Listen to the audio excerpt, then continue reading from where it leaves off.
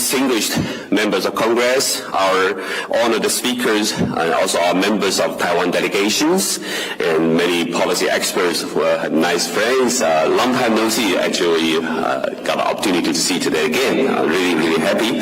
And so on behalf of the Consilium Institute, it's my great privilege to welcome you to our Chinese Forum and U.S.-Taiwan Security Forum 2026. And actually at the beginning we called it China Freedom, but then we think Chinese Freedom best fit. I want to explain a little bit because so many Chinese people, even after immigrating in the United States or to other countries, their mind still being indoctrinated by the Chinese Communist ideology. We think they are still trapped in that moment, and we need the Chinese people everywhere to enjoy the freedom. So that's why this forum is called Chinese Freedom and then U.S.-Taiwan Security Forum. So we are very happy. We have friends from different parts of the world joining, and we actually very lucky to have the Taiwan delegation joining us. 7 of them flying all the way from Taiwan to join our conference today. And yesterday we also had the opportunity to visit some of the think tanks in DC to exchange some thoughts. And hopefully today's discussion will also provide additional insights for all our attendees. And today's event is also live streamed, so we hope your insights, your message will spread widely. So our Consilium Institute is an independent public policy organization based in New York.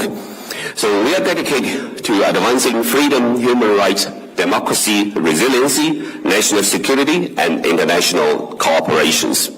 So through research, policy dialogue, education,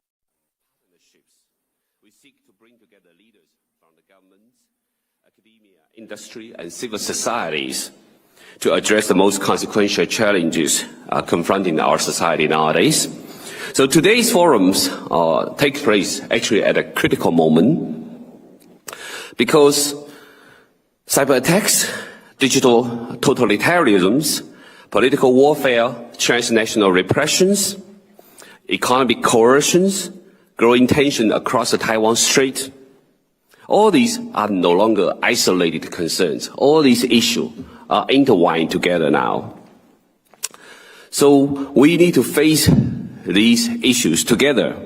And so through today's 6 sessions, our members of Congress, former senior government officials, cybersecurity professionals, and military leaders, and also economists, human rights advocates, and distinguished experts from Taiwan will examine these challenges and more importantly, identify practical opportunities for us to collaborate and for practical actions as well.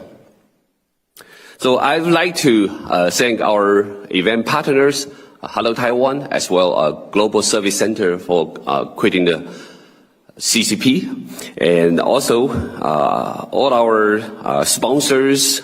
Some of them don't want to be named, so very kind sponsor behind, and we really, really appreciate everyone's support. So, all right, thank you for joining us. So it's my honor to open our Chinese Freedom and U.S.-Taiwan Security Forum 2026. So next, I would like to introduce Congressman Andy Ogles. Without Congressman Ogles' support, this event will not be possible. And thank you so much, and thank you for your staff. There have been tremendous support for our events. And Congressman Andy Ogles from Tennessee. And so right now, he's the chairman for the House Subcommittee on Cybersecurity and Infrastructure Protection. So let's welcome Congressman Andy Ogles. So I would like to, at the beginning, can you say like a brief opening, and then we start our session 1.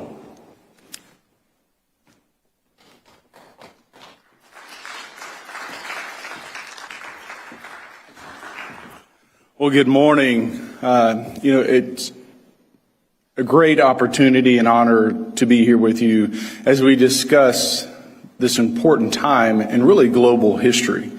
When you look at the aggressive techniques and tactics of China on the global landscape, and the important partnership that we have and need to continue to have with Taiwan. And so as we go out throughout the day, we'll talk about some of these tactics, some of the threats that we face, not only here in the United States, but globally from this adversary that oftentimes dresses itself as an ally or as a partner. Meanwhile, they're undermining us and, quite frankly, the global landscape. And so it's an honor to be here. I can talk and pontificate all day long, but let's get to the panel. I confer to you, good doctor, and let's get this started.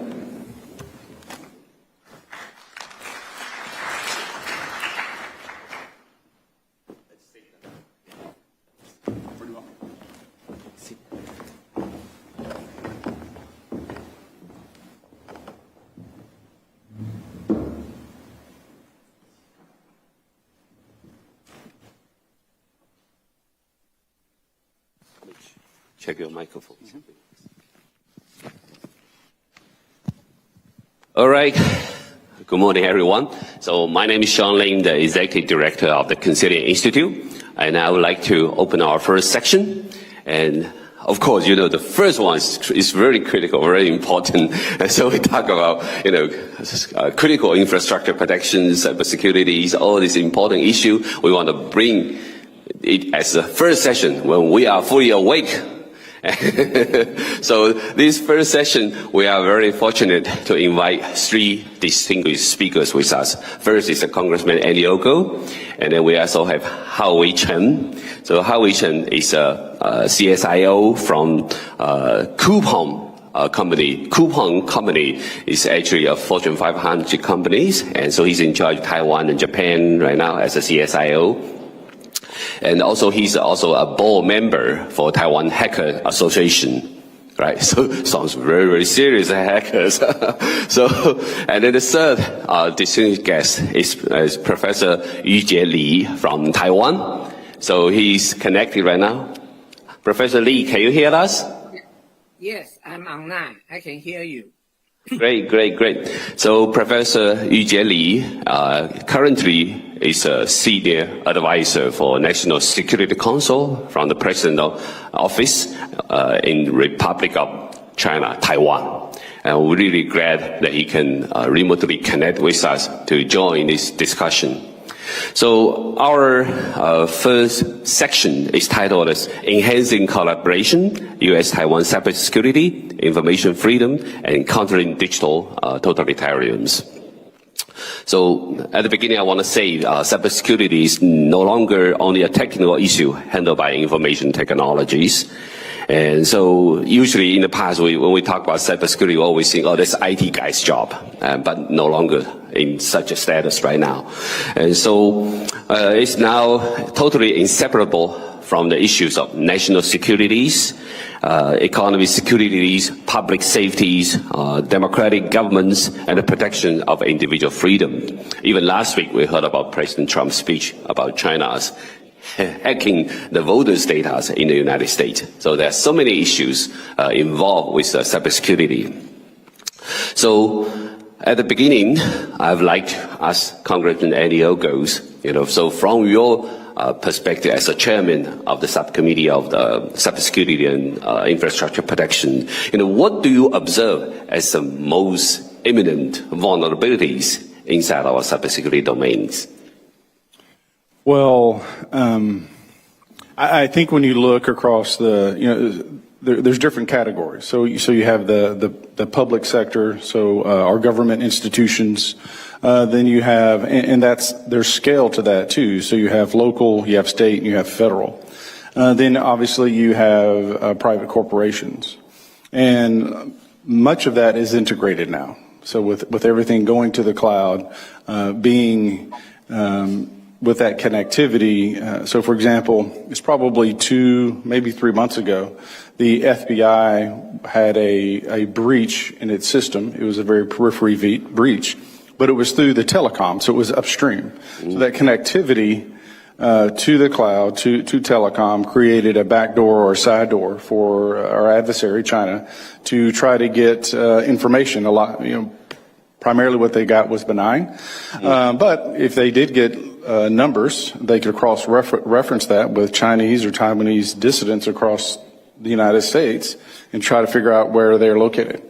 And so that information in the right hands to the right person has value. Otherwise, it would be worthless to most people. Yeah. And so when you go down to the local level, where we've seen Salt Typhoon, for example, in the various attacks against the United States critical infrastructure, it's hospitals, it's water systems, it's electrical grids.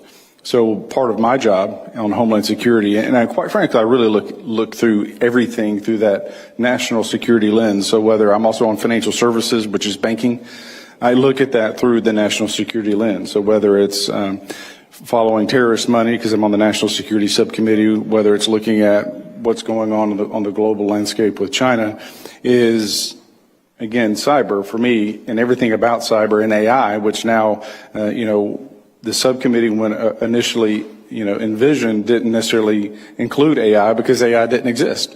And now, yes. 2 years later, we've gone from ChatGPT being really, or the various AIs, really just a search engine on steroid, to being more dynamic and being more capable, where it's integrated with business and community, et cetera. Yeah. So I think you have more a daunting task compared to your predecessors, because we are in the AI age. It's so challenging. Even last week we saw Xi Jinping sign an agreement with so many other countries to back up his AI plan, right? So for the Congress, for the committee, do you currently have like a AI strategy? How do you work with the AI innovators, top leaders in the AI industry? How do you think this committee can actually take bigger roles in this aspect? Well, part of that is building those public-private partnerships where the U.S. government's working with universities and corporations and building that framework and that platform. Because so if you go back to the Cold War between the United States and Russia, there was this race, this nuclear arms race, and there came a point of saturation of that threat of mutual destruction. And at some point, both countries, we had enough nuclear weapons to destroy the world many times over. And so then it became about delivery systems. Who could do it the fastest? Now, whether it was 8 minutes or 12 minutes or whatever, it was minutes. And so you hit this moment of détente where both countries, there was a stop in the building and advancement of the stockpiles, if you will. The difference with the United States and China, when you look at AI and compute power, there is no horizon. Yeah. And it's developing at an ever-increasing rate day by day, not just month by month or year by year, but day by day, that we're seeing these aggressive leaps in advancements. And so we're now in this race with China to continue to have the dominant agents, but then also compute power. And so we have to recognize that China has a tendency to borrow, shall we say, intellectual property, and they'll use whatever mechanism or means to borrow and copy that technology. Yeah, borrow without asking, right? So exactly. I think they call that stealing. Okay. So next, I want to ask Professor Lee. Professor Lee, so you are at a very, very critical position. You are advised the government of Taiwan regarding the cybersecurity policies, and in the past you were also a leader in like technology innovations in the cybersecurity domains. So I would like to ask you, give us some like brief overview. What's Taiwan government's strategy in dealing with the cybersecurity as well as infrastructure protection? In our forum, we want to see how can we exchange our thoughts and our actions. We can be united as a democratic allies.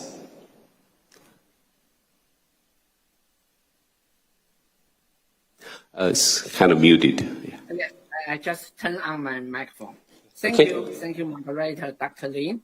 It's a privilege for me to join this important discussion virtually on enhancing Taiwan-U.S. cybersecurity collaborations. And I'm so happy to share with you, actually in last year, 2025, when I see in the my office, National Security Council, actually we released our national cybersecurity strategy. And I think that's a very important milestone for Taiwan cybersecurity communities. And in this strategy, actually, we have 4 pillars. The first one is whole society resilience. We do believe that the public cybersecurity awareness and cybersecurity hygiene is so important that can be reduced about more than 80% cyber attack. And in this pillar, we also talk about the private PPP, private-public partnership. And we try to incorporate the cybersecurity industry into this domain and to help the government, help the private sector to improve the cybersecurity maturities and so on. And we have a second pillar. Actually, we focus on the critical infrastructure, homeland securities. And we do believe that if there is a massive cyber attack on critical infrastructure, that will be a very strong indicator for Chinese invasion Taiwan. So the CI security is on the top priority for our national security policies. And that's including the sector like the power plant, communication, transportation, and also the finance and so on. So that's a very important area we spend so much time to focus on.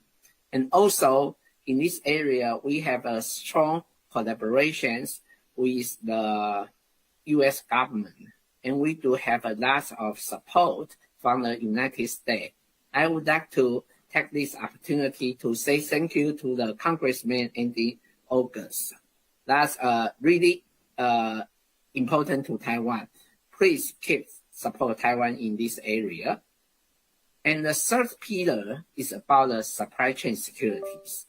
And that's so important, especially in recent cybersecurity incident.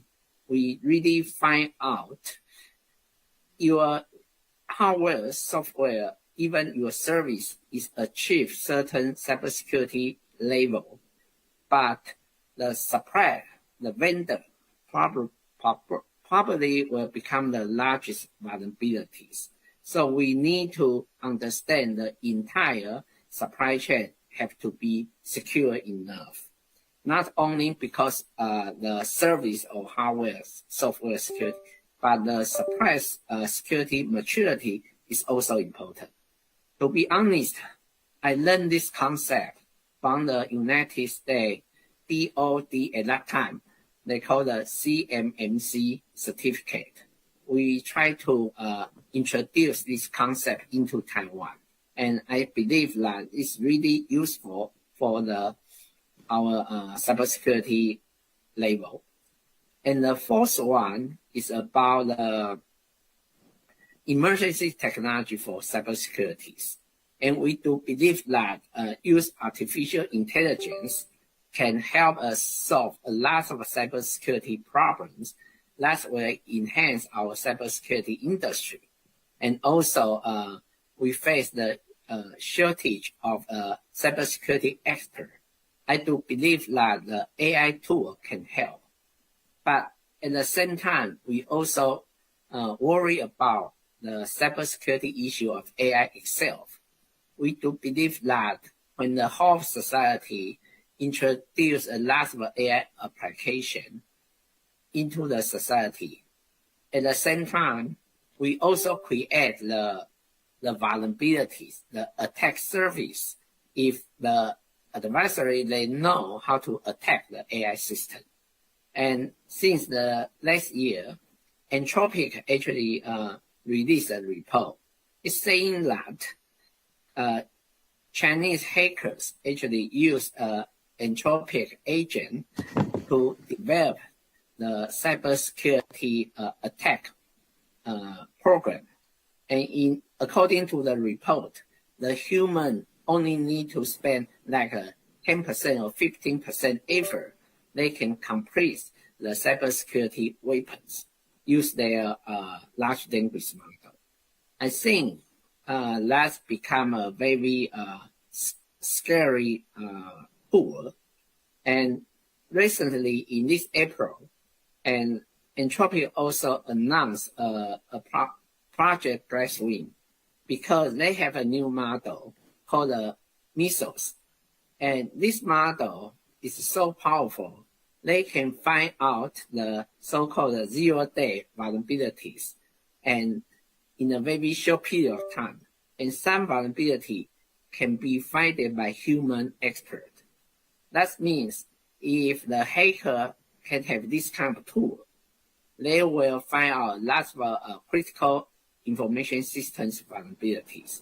Also, they can use these vulnerabilities to attack the system. So the Glasswing project, I would like to say that's a kind of responsible AI. So they did not release the model before the important system fixed their vulnerabilities. I think that's great. But until now, Taiwan, we don't have this opportunity to join this project. But I think we take the action. Actually, we think about Mesos is not the only one tool. There are lots of AI tools still have this kind of capabilities. So we try to use some other tool and try to fix our problem as soon as possible. So these 4 pillars, I think, is very important to our national cybersecurity strategy. But we also have some international collaboration plan. Of course, the United States give us a lot of support. And we also try to link with some democracy allies, including Australia, UK, Canada, and all of these countries. We have, they are like-minded, and their technology is so good, and we would like to work together, especially focus on the critical infrastructure. I think that's a very important part. And we would like to work closer and try to make the democracy allies and can be more safe in this area. I think that's also important. And since Taiwan, I always say that Taiwan is the largest honeypot in the world. If you want to understand the most evil advanced cyber attacks skill that developed by China, North Korea, Russia, and Iran, I guess in Taiwan we can have a lot of malicious sample. And we are quite open. We would like to work with United States and let's find out a way to defend our democracy war. Thank you. Thank you, Professor Lee. Thank you for sharing an overview of the Taiwan's national cybersecurity policies and give us good understanding about the 4 pillars. And as you mentioned about, it needs a whole of society's approach to deal with the cybersecurity threats. And so we're glad to have Hao-Wei join us. And so Hao-Wei, can you share from, civil society angles, and you have experience in the past with Amazon. You have dealing with the cyber threats for Amazon as well. So can you share about your views on this? Sure. First of all, it's my great privilege to be here. You could see those are company approved contents, but I will try to make it freely to communicate. If you are not familiar with the company called Coupon, it is the e-commerce company headquartered in Seattle. It is one of the largest U.S. product exporter, exporting the products to Korea and Taiwan. And it is also the largest e-commerce company in Korea, and we are investing billions of dollars in Taiwan and hoping to be the largest as well. So that's your intro for the company. And I'm also part of the Association of Hackers in Taiwan. And I think I must provide some context here that why we do have a hacker group in Taiwan. As Dr. Lee mentioned, we have faced more than 2 decades for advanced persistent threats from our neighbor country, you know which country. And those attacks, we've seen then, for me, it started from my high school period. So I was curious that why so many Taiwan government websites got defaced. Defaced meaning they got hacked and their page got changed. So at that time, I started to self-learn cybersecurity. In Taiwan, there are many people like me, my peers at the association, that they wanted to defend cyberspace for Taiwan. So those hackers united together. We started to have hacker conference, which called HICOM, since 2005. And till now, we have tens of thousands participants joined. And we also contributed to vulnerability research and also participating in global capture the flag competition. And they're actually competing in Vegas in the upcoming months. So that's about Hacker Association. And I wanted to talk about how we protect the company from cyber threats. Before Coupon, I was working as Amazon's security leader for 10 years, as Sean mentioned. From e-commerce company or tech industry, I think digital trust is the fundamental of our business. And to protect customer data, their trust with the company, I think that's a critical mission we need to do. But how can we translate that to everyone's responsibility within the company? So we need to build the security-first culture in the company. We will go through internal security awareness training. We will define internal policies, asking them or educate them to understand why this matters to their work, to their customers, to the company. And then we need to embed security and privacy requirements into the business processes. Because we call shifting left. Shifting left, meaning that we want to identify the risk before even putting detection or responding to a security event. That's most cost effective. So we will review their security architecture, technical details, do the security assessment, identify risk, and then mitigating those. And Dr. Lee also mentioned about supply chain risk and those associated vulnerabilities that might possibly pose to the company or even the critical infrastructure of the country.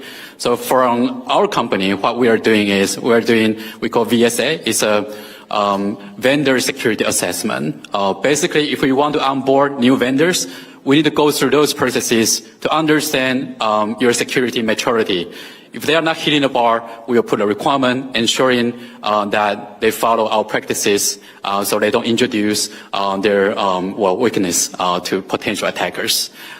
Because it is so vulnerable that also similar to how we protect critical infrastructures, that the supply chain, those vendors or contractors, they are most of a risk that we will consider, and we need to protect them. And the next step is that how we develop our services and products. We call secure SDLC and defense and deep mechanism, meaning that we ask developers to follow the secure coding practice. We use nowadays there will be AI tools to help the developers to identify security bugs upfront. And then we will do pen testing. Pen testing meaning we have security engineers to identify the bugs from dynamic testing, static testing, and then red teaming. Red teaming meaning that we are simulating attackers' mindset, try to attack into the system before the real actor does. After pen testing, red team, what's next? It will be bug bounty program. Bug bounty program meaning that we are inviting the researchers over the world to test our services and products to see if there will be any bugs missing. So I actually launched a public bug bounty program at Amazon. We were able to identify and fix thousands of vulnerabilities that may impact the company or the customers. But one challenge I will mention at a company that some service team or business teams, they want to introduce the services as soon as possible. They may see security as their blocker. They don't like to be blocked or their services to be delayed. So how we tackle with that is that we need to build a trust internally as well. We talk to them, communicate with them, ensuring that we are the team to empower their business. We are here to support them to expedite the security reviews, but we still need to ensure the services they are delivering to public or to the customers, they are secure and they are safe. And then after those, the last step we will do is tabletop exercise. We want to understand if there's a real incident happen to the company, how can we respond? We have stakeholders, different leaders. In the war room, we should discuss, we will have a scenario from the real world that if there's an incident from the external attackers or sometimes insiders, how can we defend ourselves? If the worst case scenario happen, how can we ensure business continuity? So those practices will help us to understand what's the gaps, right, before the real incident happen. But we talk about inside of the organization. How about outside?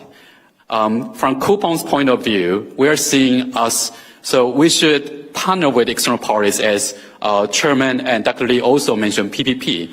We should coordinate with our peers, security communities, public sectors. So what we're doing in Taiwan right now, so Coupon is not only doing for our own good, we are bringing cybersecurity leadership from US to Taiwan, to Korea and Japan. And how we are doing that, there are two examples I could mention. One is that we are introducing, we call RISEC, Retail ISEC. ISEC stands for Information Security Information Sharing and Analysis Center. That is a center for allowing the peers to share threat intelligence.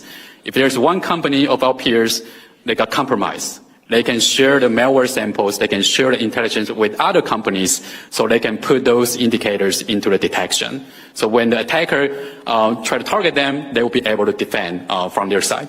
So that's the idea. But before that, Taiwan didn't have that. And how US does that? So when I was at Amazon, we can freely talk to our peers like Target or Walmart for threat intelligence sharing or sharing our experiences or which solution we are using.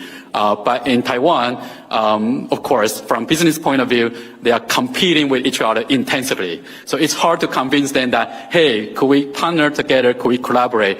But in cybersecurity or in cyberspace, the reality is that our only enemy is not our peers. Is the real attackers. They are the only enemy. So we need to collaborate together. Because even for, let's say, Walmart or Target, I'm also their customers. So for attackers' point of view, they don't care which company you target, or that sometimes they will target all of them. So we should work together. So that's one thing that we're going to launch in September. And another approach is that we want to educate Taiwan's general public. How we do that? We're going to introduce Taiwan Cybersecurity Day on September 21st.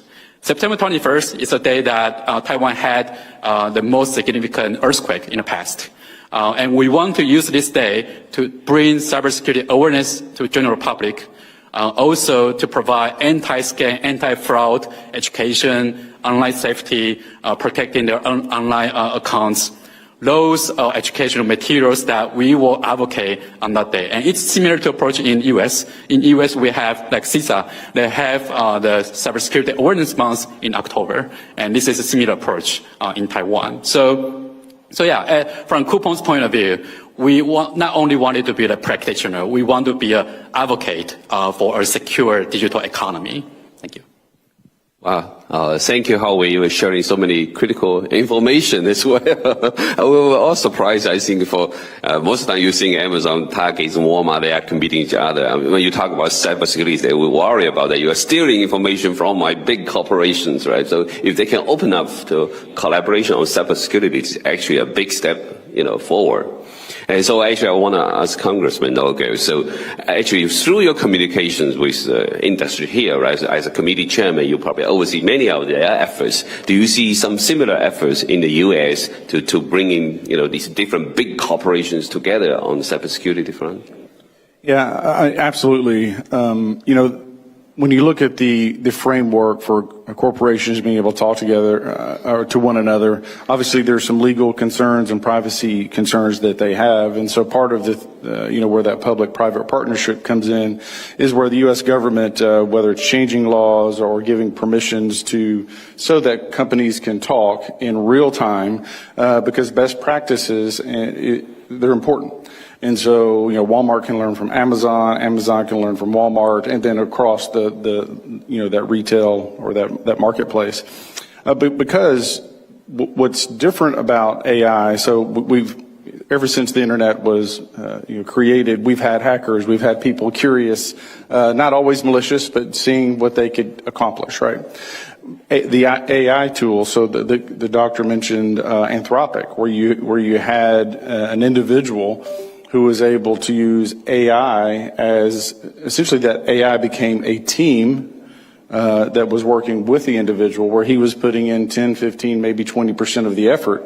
And that is, so there's a beauty to AI and what it's doing to innovation. So, for example, I was touring a factory just recently. And in part of the process on the assembly line, there's a particular point where they see higher rates of injury. And so they're able to use AI and AI robotics to take the human out of that process. They reduce injuries and downtime for the corporation. And so that's the benefit and the beauty of AI. But then we also realize that you now have these agents that are constantly scouring the internet, constantly scouring corporations that otherwise would take a team of hackers weeks, if not months to do. It can do in a matter of minutes or hours. And so we have to recognize the benefit of AI, but also the downside and the risks. And so that gets to this, as that awareness of risk grows, which is it's a fantastic what you're going to do in September, I think you're going to see increased collaboration because companies now realize they can't go alone, right? There is strength in numbers, and what you learn and you share helps me learn and get better. That I can then, and that's building trust in this process. And then you look at China. So the doctor mentioned Taiwan. And that critical infrastructure and the disruption of critical infrastructure. So when you get, again, going back to Salt and Bolt Typhoon, why would China want to embed software in the U.S.? Right? Chaos. Killer switch or different critical things. That's right. So suddenly if you can create global chaos here in the United States where water's not working, electricity's not turning on, when you look at the global trade that comes in and out around through the ports of Greece, which we know that China has been collecting that data of supply chains coming in and out of those ports, by creating, disrupting commerce, by disrupting water here in the mainland and in Taiwan, that would create that opportunity that quite frankly, China would need for some sort of kinetic activity. So I think it's a reality. I don't know that they would ever do that, but they're certainly preparing, in my opinion, as if. Yeah, so actually, since you mentioned Taiwan will have a bug bounty and also tabletop exercises, right? So actually, Congressman, do you see in the U.S., we also have big scale of this kind of bug bounty. How do we collaborate with Taiwan on these kind of efforts? I feel their skills can be shared, and then maybe after your response, how you can mention about the APT, Advanced Persistent Threat. How has it advanced actually in the AI age right now? Because we talk about APT for a long time, but what is new in APT? When you look at the intelligence community, during World War II, we had 5 eyes, where you had the shared collaboration of information. Then it became, 7 and then 14 eyes. And depending on the country and the level of trust, what you're sharing back and forth is different per country. I think you're going to see that type of collaboration as we go through specific to AI, and vulnerabilities of what we found. So there was a European manufacturer. They had been hacked. They had their software, AI software stolen. And then subsequently, they were finding bugs in their system. We now know, with the help of the United States, this corporation had been hacked, and then actors in China had left behind malicious software to disrupt the commerce of this specific corporation. And so again, this gets back to where the United States was helping a European company figure out what was going on, who the culprit was, and then what was the damage done. And so I think you're going to see more and more of this collaboration, where you have a 5 eyes or a 7 eyes type of collaboration between nations. It sounds like we don't have enough eyes to watch all the cyber. No, exactly, which is where AI comes in, for better or worse. Yeah, I think something I can share with you. Great. There is a film on Netflix called 0 Days. actually that demonstrates a large-scale cyber attack on critical infrastructure. And that's no longer a pure fiction, but a scenario offering valuable lessons to policy makers and decision makers. And, you know, I saw a lot of attack news. The Chinese hacker attacked Australia, Chinese hacker attacked the US and UK. At that time, I always think if China is only interested in Taiwan, they would like to take over Taiwan. They should maintain a very good friendship with these countries and treat Taiwan as the internal affair. But the reality is, after I watched the 0 Day film, I figured out China tried to do the vote typhoon, so typhoon to all of these countries. If they would like to take over Taiwan, they just need to press a button, and then they can launch a large-scale cyber attack on cybersecurity for this country. And the whole of society, whole of the nation will into a chaos. That will create a perfect window for China invade Taiwan. At that time, each country have to take care of the internal affair, internal society. They cannot send any support to Taiwan. So I think that's the main reason UK, US, and Australia, even Japan, they under attack from the hacker of Chinese. And another thing I can share with you is about the APT. And recently in Taiwan case, we find out the phishing skill have been advanced because of AI. They can send the phish mail, actually will customize for each person.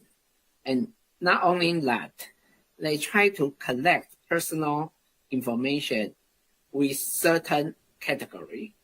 Last month, we have MOFA have an international conference, and there is a QR code on the poster, but we find that there is kind of an attack. They just replace the official QR code, replace a fake one. And if people would like to register that event, that conference, they will scan the QR code and do the registration, and they will collect the personal information. And this personal information actually will map to the particular category so that they can launch the APT attack. I think because of AI, a lot of strategy has been changed. That's become more certificate, that become more advanced. So the public awareness, we need to provoke that. And in Taiwan, we always, if we find a new attack skill, we will provoke the public awareness. I think that's also important. Thank you. Right. And let me cover a little bit about APT. We mentioned a couple times. So APT is basically a targeted attack.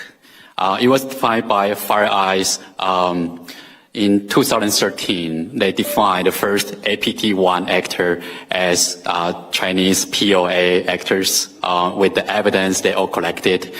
APT meaning that advanced, meaning they are using advanced techniques to compromise their target endpoint.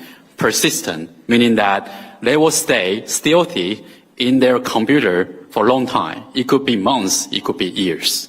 In some cases, in high-profile victims or targets, they may stay for long, very, very long time being undetected because they'll keep changing their remote control payload or their remote control tools.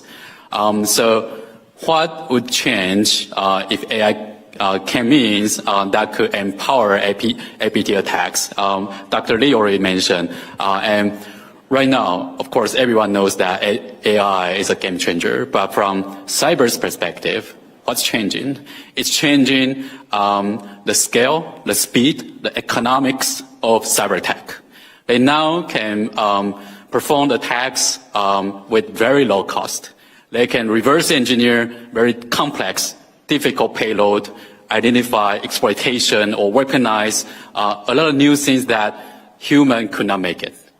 So it has become very challenging for defenders to protect their system against AI-empowered reconnaissance or phishing or APT, spear phishing attack. And Dr. Lee mentioned about they are now have perfect spear phishing emails, because in the past, it's very simple for Taiwanese people that they can differentiate if it's a fake one or real one, because we do use different terms between Taiwan and China. So we know some keywords that's different. But now they're perfect. They don't have typo anymore. They even have, Dr. Lee mentioned about they have those PR information, personal information. So recently, there's we call security contractors of POA. It's called non-sec. So now China is leveraging external parties to conduct cyber espionage activities, but not just by their own. In their disclosed data, there's a database named 公务员, meaning the public servant or officials of Taiwan government.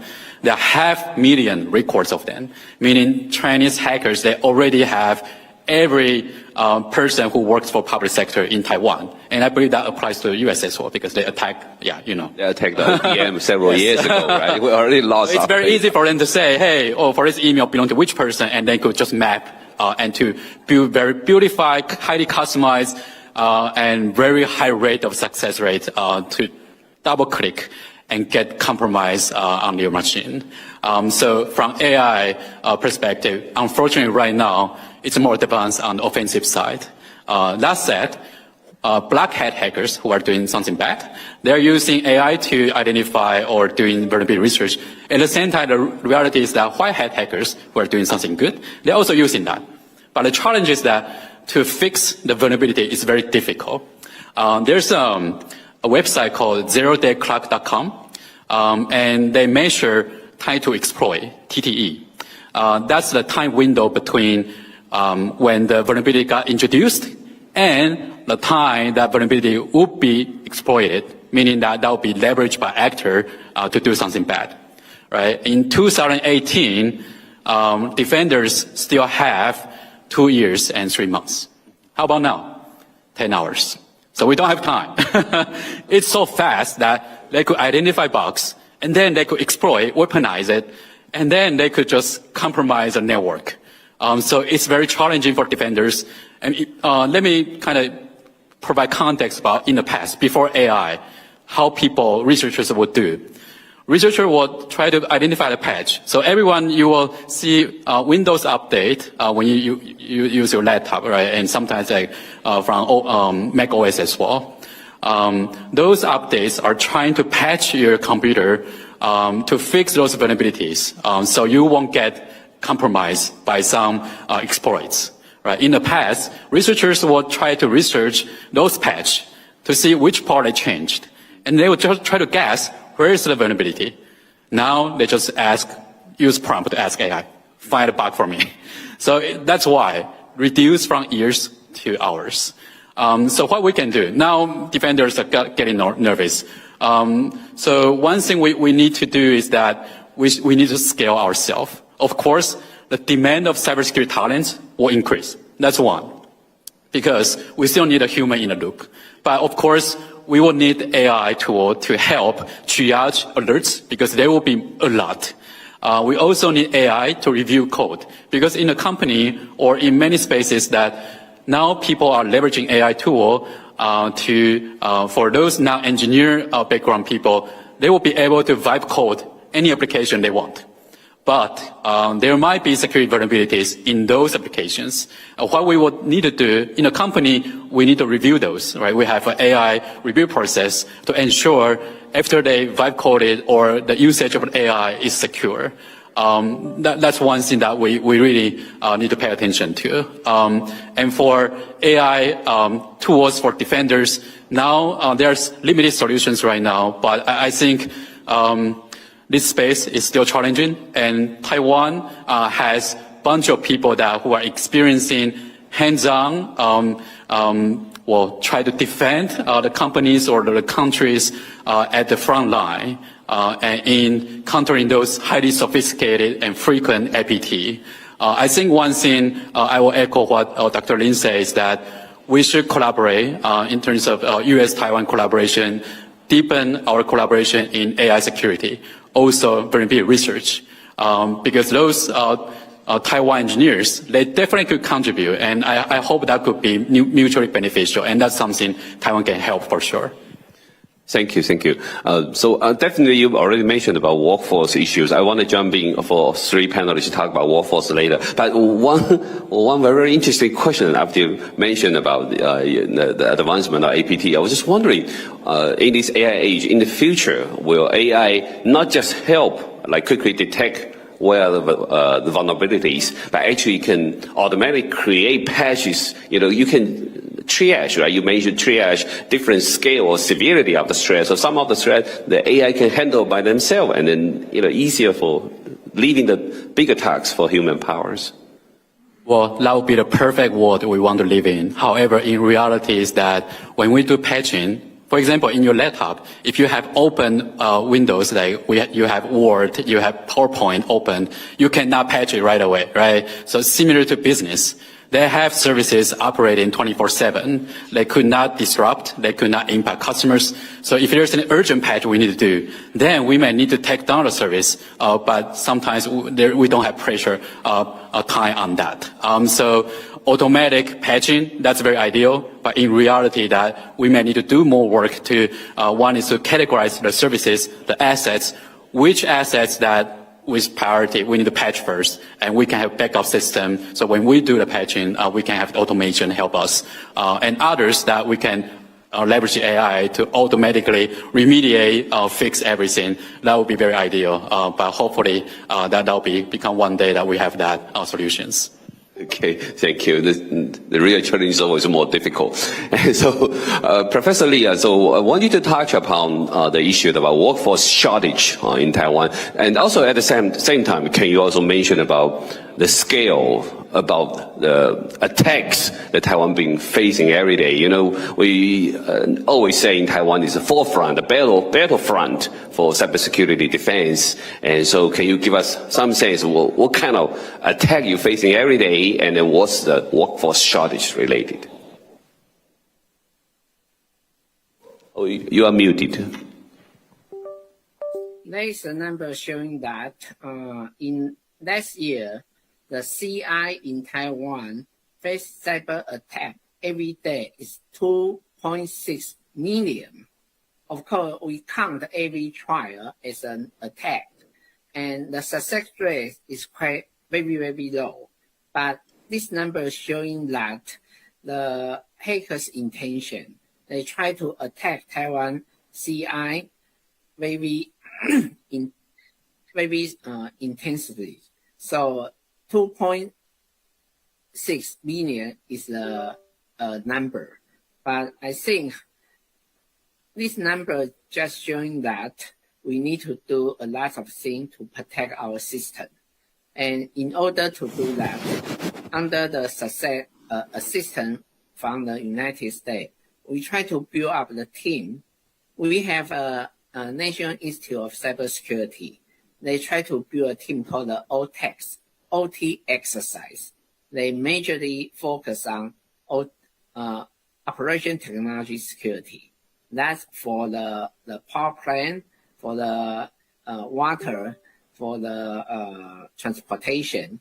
All of the OT security is slightly different from the IT, but we build up the professional team for it. Not only the NICS have the OTEX. For the MMD, we have a team, the military defense, military national defense, Ministry of National Defense. They have a team called the CHT, Cybersecurity Hunting Team. They also focus on the OT securities. And so the shortage of expert is a key issue, but we use the AI tool and to roll down the threshold. all you need is a basic training, and you will know how to use the tool. That will make you become an expert in a short period of time. And I think that's the issues. And we try to scale up our manpower. And because the threat is so intensive, 2.6 million per day is a huge number. But to be honest, the system will automatically detect more than 99%. And we still need a different line to filter out all the attacks. Great. And so, Congressman Ogles, actually, after all these, insights about Taiwan's realities facing all kinds of cyber threats, I actually also wondering, will you make it even harder to sleep at night because so much advanced threats nowadays? What about the shortage of the workforce in the United States? Well, that's true. And, as he mentioned, 2.6 million attacks, right? Every day. The hackers, if you're on defending, whether it's your nation state, your company, et cetera, you've got to be right every time. Right. The hacker only has to be right once, right? Yes. That's why you see the volume, and that's where AI is such a useful tool for the black hat actor, is because they now can automate. So like their cost, what one individual could do today with AI would have taken a team just a few months ago, much less a few years ago. And so, yes, so as chairman of cybersecurity, I get classified briefings that a lot of members of Congress don't get. And so already, I'm aware of the attacks, from China, from our adversaries overseas, and which is why I'm turning gray. No, I'm kidding.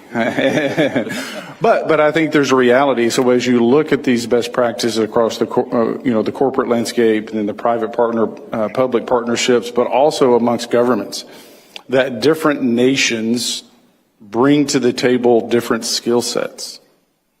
And so there may be, that time, which is today, quite frankly, where you have countries that otherwise may have differences, whether it's history, whether it's trade, whether it's politics or policy, what the UK or the US, what Israel or South Korea, what Australia or Germany brings to the table is going to be a little different, whether it's offensive or defensive skills. And recognizing where we can partner together to face this combined threat or this mutual threat, which is China. Because ultimately, we know what their ultimate goal is. We know what the jewel is that they want, and it's Taiwan. Do you actually think maybe in the future, like CISA would like the DOJ, in the past DOJ have a special China task force, China project. Do you think actually US will actually establish something that on the cybersecurity domain to specifically analyze what's the advancement in the cyber threats from China? One of the things, for CISA is to really collaborate and communicate with the private sector and be a resource for corporations, a reporting mechanism for corporations to get this information into, kind of the pipeline of threats. But as when you look at our intelligence communities and CISA, I think that the risk that any country faces, the United States included, is you tend to have an over-compartmentalization. So if you go back, let's think 9/11, you think of the intelligence community, there was lots of pieces of the puzzle that were across various intelligence infrastructure or agencies. Had they had the full picture, would it have been preventable? I don't know. But I think the same lesson can be learned with AI, is that whether it's Amazon may have a piece to a puzzle, South Korea may have a piece of the puzzle, Taiwan may have a piece of the puzzle, but if we're not talking, we may not see that full picture because, as you said, we don't have months or years to respond to a zero-day vulnerability. We have hours, and communication is key. Yeah, and also we also talk about the real vulnerability is actually in the human aspect because, do you trust the cybersecurity professional you're hiring, right? Maybe in Taiwan, similar situations, as we know, China infiltrated into Taiwan, as well in the United States. So for those cybersecurity professionals, how do you set up a guardrail? Is there any way you can check on these credibilities or reliability of these cybersecurity professionals? Professor Lee and Hao-Wei, can you comment on that? Yeah, I could try in. It's about insider threats. Yeah. So we talk about hackers. They will try to attack systems. Those are external threats, right? They need to understand technical context about how to exploit the vulnerabilities. But insiders, they are employees or they are government officials. They already have access. So those people, we categorize as needs to have a definition of insider. So current, formal, employees and contractors who has the permission to access and they could damage the security of individual company or even a country. And nowadays, actually the insider threats, the cost of those threats are higher than external threats. And there's a recent report, it's an insider threat report this year.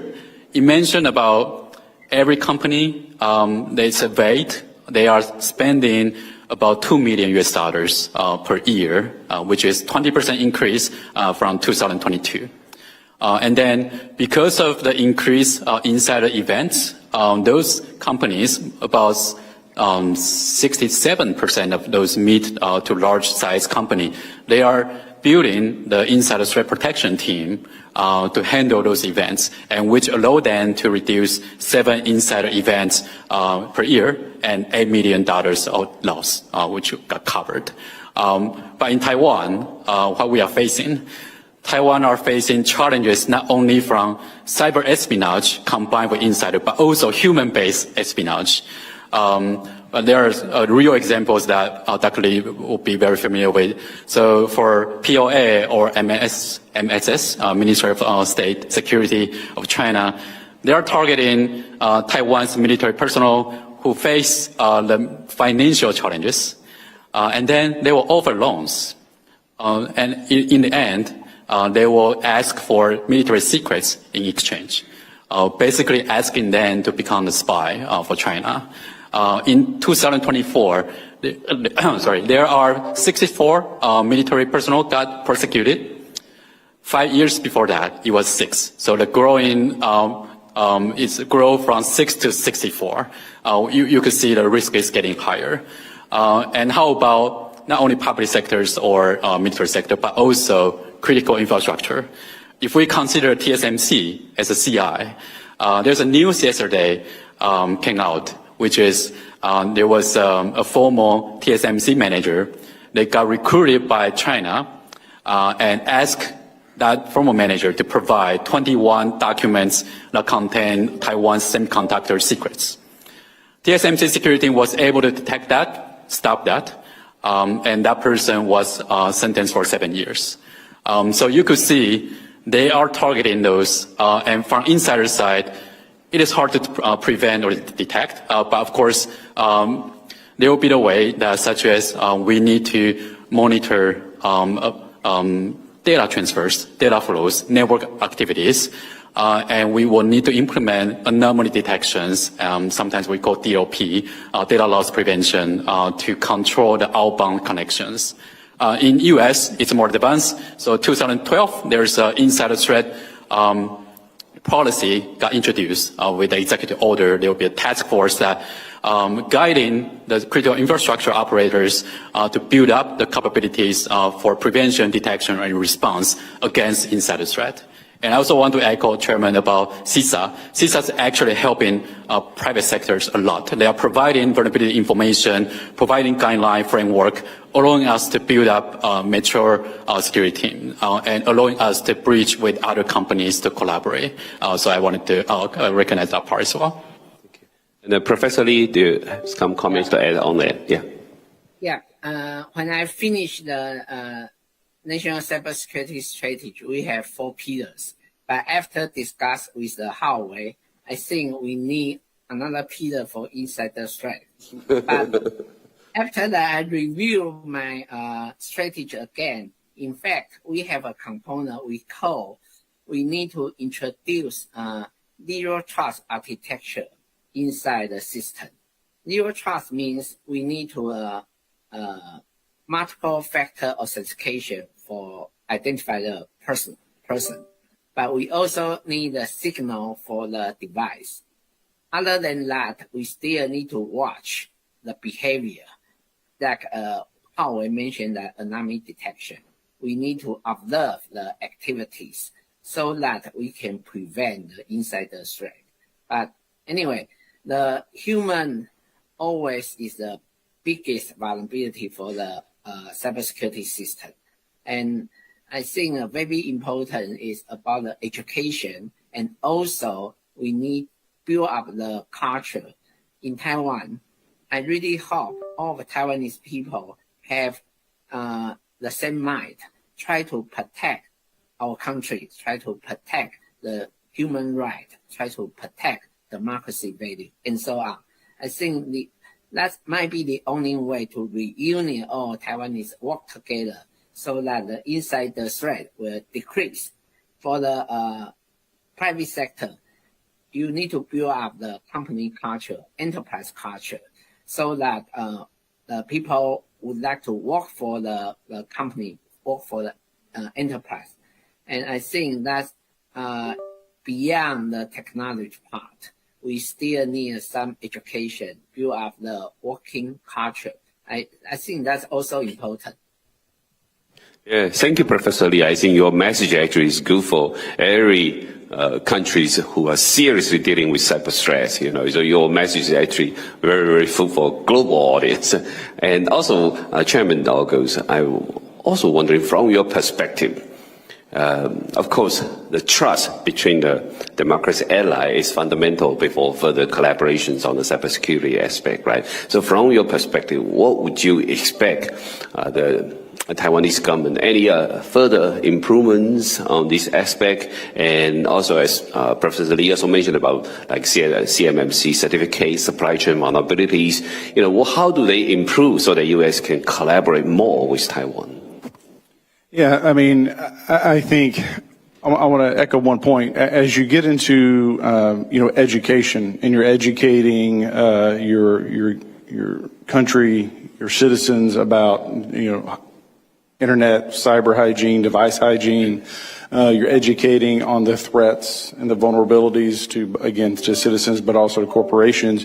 You're also educating individuals, and I think, going back to workforce, there's a demand, there's a need there. So I think you can do both at the same time, where you're encouraging people to look at cyber and cybersecurity and AI as a path forward, but it's also a vulnerability for the nation. So there's a patriotic, especially for a country like Taiwan, there's a patriotic call to arms of let's get educated. Are you willing to serve your country and your people and your community by going into this field?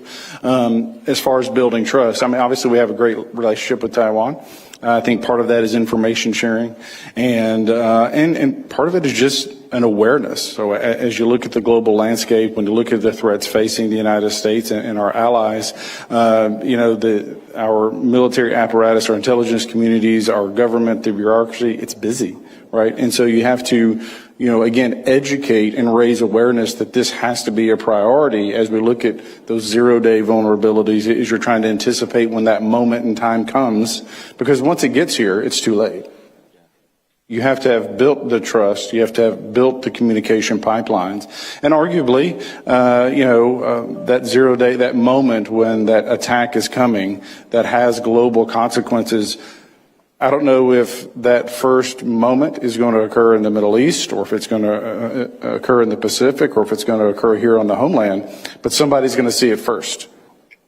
And we'll have seconds or minutes to react to it, and to communicate and make sure that our partners and our allies are rallying to our defense, to your defense, right? Because once it's compromised, there's no going back. So it's actually like it's a chain. So if any step broken, the whole thing will collapse.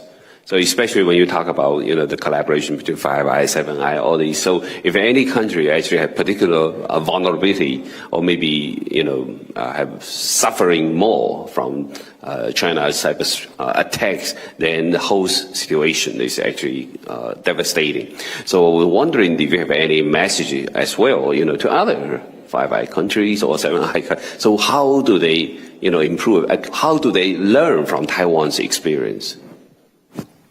Well, I mean, now we're getting into this to the commerce side of the equation, where you have countries that are looking at using China's AI models. As you look at countries importing Chinese technology that is now driving through their streets, communicating and mapping and relaying every bit of information back to China. Now we're talking about where should AI servers be housed. So if you're a United States a citizen, would you want that data center here in the United States, or do you want it in China? I would argue that we don't want our AI data centers in China, because we know that that data center is going to be under a unique attack, whether that's external or through internal personnel threats. And so having those honest conversations about what does that mean if you opt for that Chinese technology that ultimately could undermine your own country's welfare, much less the global welfare. And then we see in South and Central America and Africa where China has come in, they've created this dependency on their technology, their supply chains, but that is to use as leverage. In the same way they might find a member of the military or the government that's having financial trouble, and they offer them loans, and then they got you, right? They're always, playing. You have to understand your adversary, you have to understand their techniques and their strategies, and China is always playing that long game, that long-term investment that will reap long-term rewards. So I think part of this conversation isn't just the communication, it's talking about commerce and collaboration and understanding that when you look at IP theft, arguably, and tell me if I'm wrong, there's one China that does it more prolifically than any other nation that I'm aware of, and that would be China. Yeah, so China's strategy is particularly serious in the cyber domain area. So I have friends who are dealing with China's cyber attack for decades, so they are protecting some critical information websites, and also especially for many dissident groups or group being persecuted. So they are facing China's attack every day as well. And they can see the advancement of China's attacking technologies. And so it's a long tag of wars, because they can create new ways of attacks, and then they have to immediately, patch up or find up new tools to defend. So it's a non-stop, battling in this process. So also we start to understand China's digital dictatorship or authoritarians or totalitarianism is no longer just in those era when they just set up the Great Firewall, right? So it's a lot more outgoing now. It's a lot more attacking outside. It's a lot more offensive positions right now. So under this kind of new age of their ways of, attacks to the democracy societies, how do you think that we can better prepare ourselves, protect ourselves against China's advancement on, total digital totalitarianisms? Because they are also not only just harming the Chinese people, it's also exporting their digital totalitarian message to other countries. You see many of the South Asia countries, many of the African countries, using China's digital totalitarian methods, tactics, toolbox, let's say. And so they are quickly advanced as well. So how do we break through their kind of alliance?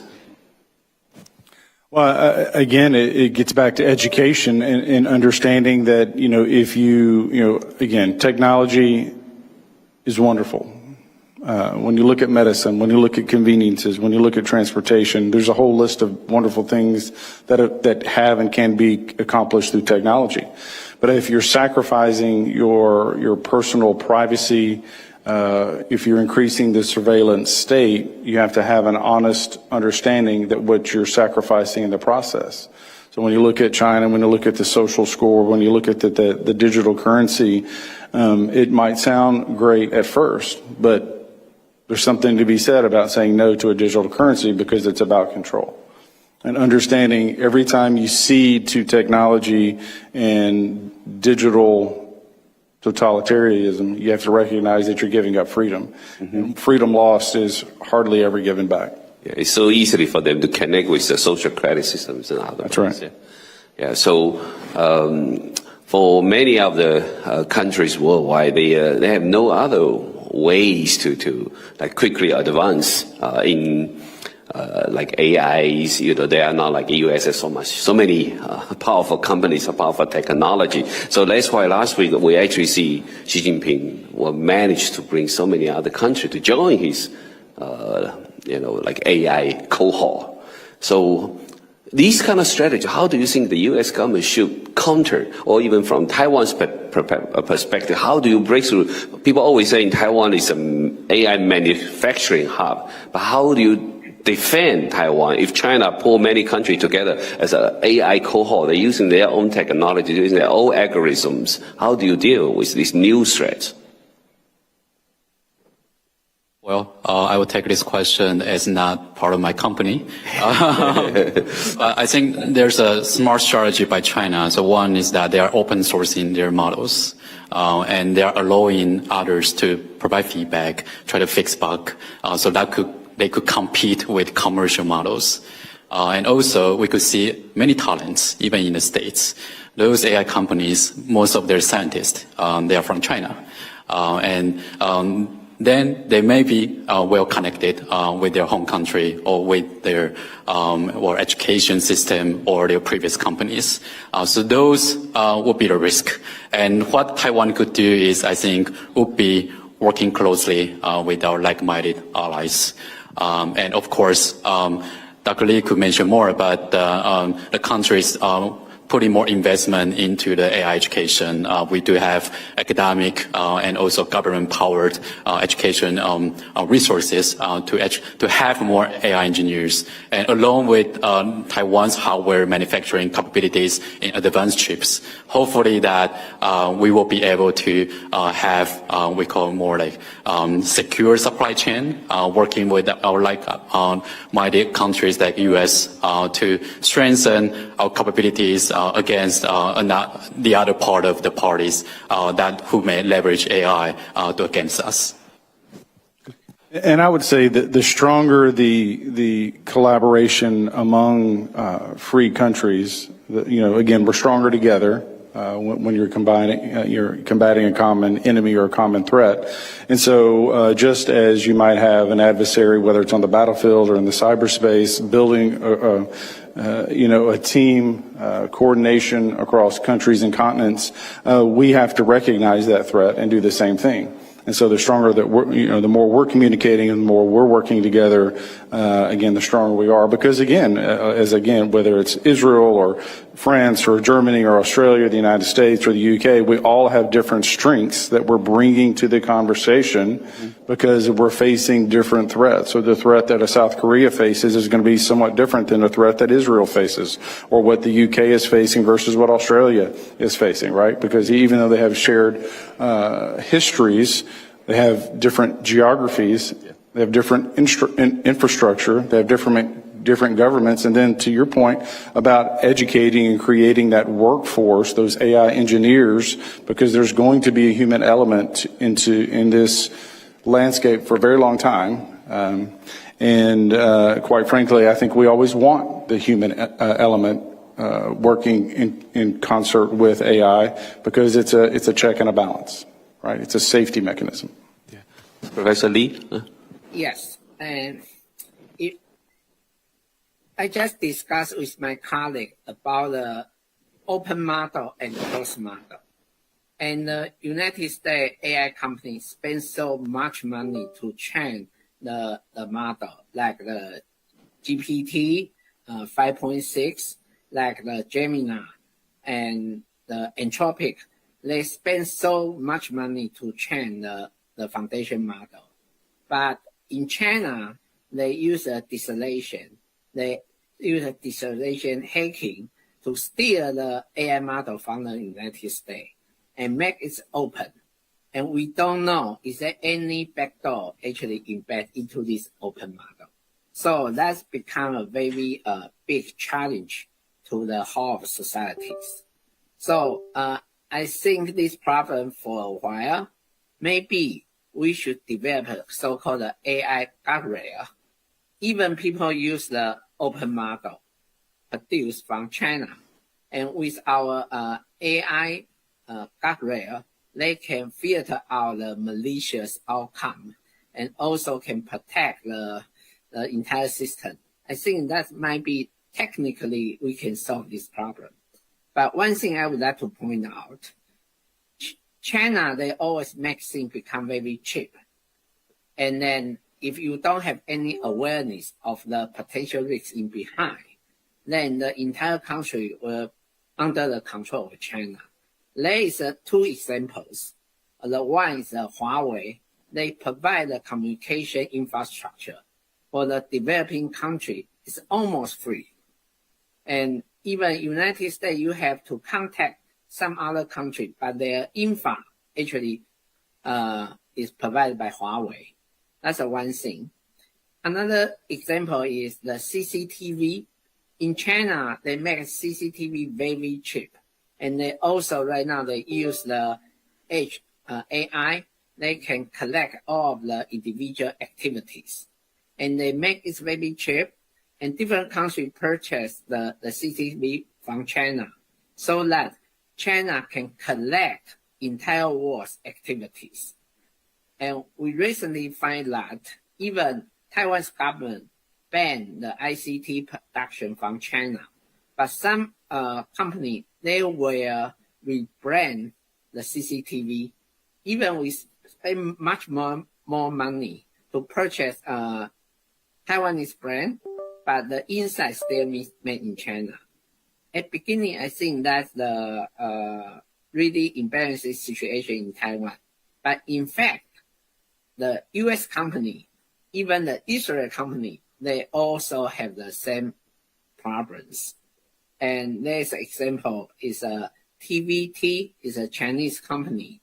And if you look at their annual report, you will find out the top 10 customers of TVT. And all of these customers actually do the rebrand things. And we find this fact by the cybersecurity examining. After we find there are so many different brands with the TVT inside, we go back to look at the TVT annual report, and we find out this interesting phenomena. So I think that is a very important experience. We are happy to share with our allies, and we warning that. But I'm quite positive because 10 years ago, we probably don't have any awareness about Chinese intention. But now we understand that. And so I think that's a very good starting point. And I would like to echo the congressman saying that of the allies, we should share our skill together. Sharing the intelligence is not enough. We need to share the skill so that we can defend the entire societies. Yes. And Professor Lee, what you describe seems to me is like actually China's long-term strategy, right? So, for example, they allow many companies, including Huawei, to sell so many CCTV surveillance cameras and already all over the world. And now they push out AI. They can use edge computer to grab all the data and connect the world. It seems to be a real long-time strategy. Are we too late in this one? I don't think so. Yeah. Another example is about the drone, right? Yeah. Drone also have a lot of camera on there. Yeah. So I always say the drone, ISR, is just like the moving CCTV. And I think the awareness is very important. And for the CCTV issue, since we point it out, and you can check it, you should make this disconnected to the URL built inside of the CCTV. And we still have some technique can prevent this kind of information leak.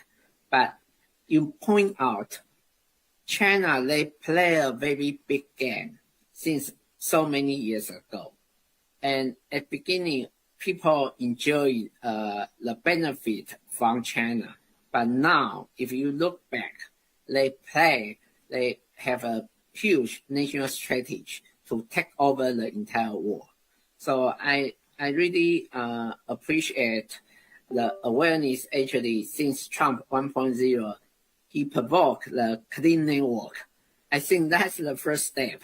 We aware of the server or even the power code. If that kind of material, that kind of device made in China, that create a big vulnerabilities. And that's about 6 years ago or 7 years ago.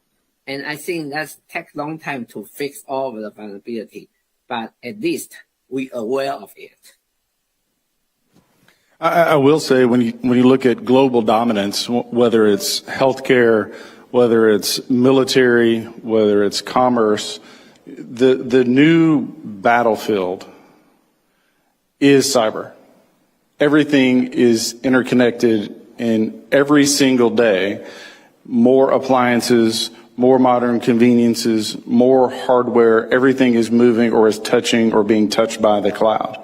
And so when you look at the long-term game, when you look at the big game, as you said, China has early recognized that the key to global dominance, the key to being a global superpower is cyber. You no longer have to have the strongest military. You have to be a dominant player in the cyberspace. Totally agree. Another example is about the EV. They try to build up the vehicle-to-vehicle network. That will become the next disaster. EV is already entering into so many global market already. So we kind of, again, we are one step behind CCP strategy. But their true product is everywhere, right? So really become like what you described. So CCP's aggression in the digital domain is the way they kind of try to realize their old-time dream. They want to conquer the world. In CCP's world, they want to liberate the whole world, but now through the digital domain.